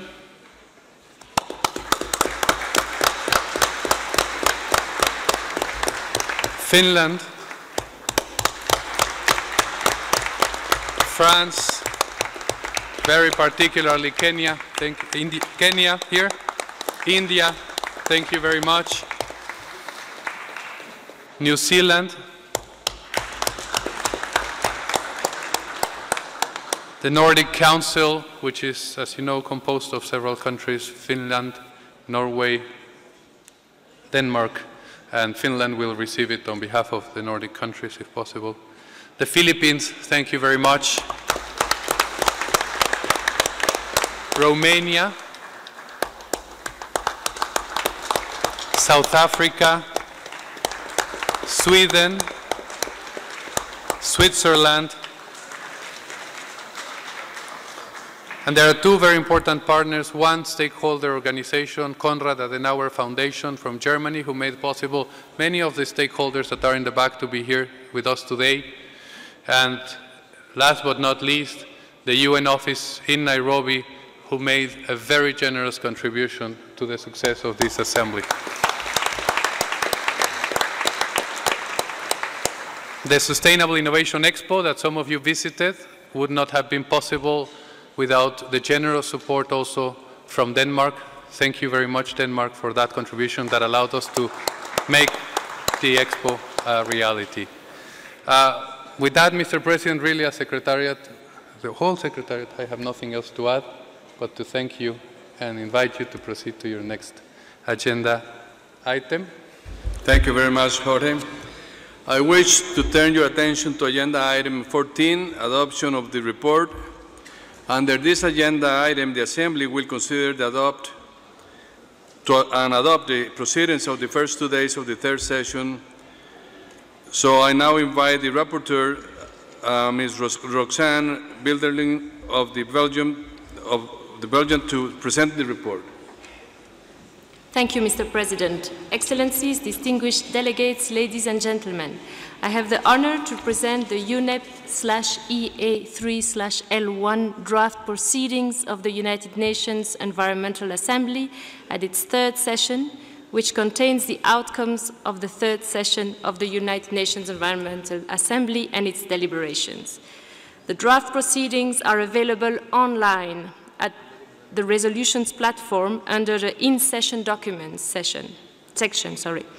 The third session of the United Nations Environmental Assembly of the United Nations Environment Programme was held at the headquarters of the Environment Programme in Nairobi from 4th to 6th December 2017 under the theme Toward a Pollution-Free Planet. I will not read the whole draft of the proceedings, but we address the substantial items such as credentials of representatives, the work of the Committee of Permanent Representatives, mainly on consideration of draft resolutions and decisions, performance of the program of work and budget, including implementation of the resolutions of the Environment Assembly, administrative and budgetary issues, international environmental policy and governance issues, and also the draft of the proceedings presented major outcomes of the high-level segment. In general, we were honored to have 1,197 approved member states, 711 major groups and stakeholders, not member states but participants, yes. 711 major groups and stakeholder participants and the private sector, 94 intergovernmental organizations. We were also honored to invite the following delegations to present their opening remarks. We had His Excellency Uhuru Kenyatta, President of the Republic of Kenya, His Excellency David Granger, President of Guyana, His Excellency Anthony Carmona, President of the Republic of Trinidad and Tobago, and His Excellency Mr. Miroslav Lajčák, President of the General Assembly. We also had Ambassador Marie Chatardova, the President of the United Nations Economic and Social Council. I propose the Assembly to adopt the report with the understanding that Member States may present their observations to the Secretariat, who will polish the report, taking into account those valuable inputs and comments. I am also very pleased to share with you the successful outcomes of the third open-ended meeting of the Committee of Permanent Representatives and the Committee of the Whole. 11 draft resolutions and 3 draft decisions were agreed to be adopted by the Assembly under the leadership of my dear friend, His Excellency John Moretti, Chair of the Committee of Permanent Representatives, and Mr. John Matuszak, the Chair of the Committee of the Whole, and also the hard work and flexibility of all the delegations. I wish to express my deepest gratitude to all the distinguished delegates for your guidance and support during my tenure as a rapporteur in the Bureau of the Assembly. It has been a privilege to serve at this third session of the United Nations Assembly. I would also like to thank the Secretariat for the very good cooperation, and I would like to single out also Rosemary, who is always discreetly sitting behind but has worked very hard in compiling the report as well. Thank you very much, Mr. President. Thank you, Roxanne. Does the Assembly wish to take note of the report of the Assembly? I see no objections. It is so agreed. In recognition to rights accorded by the rules of procedures, the Assembly will accord the right of reply for 2 minutes to the following two delegations, Armenia followed by Azerbaijan. Armenia.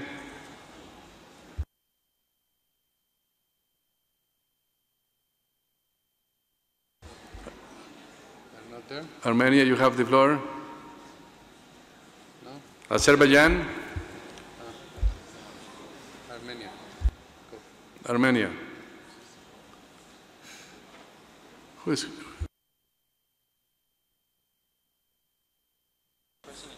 No. Azerbaijan should start. Sorry, Azerbaijan should start because they should start. Azerbaijan.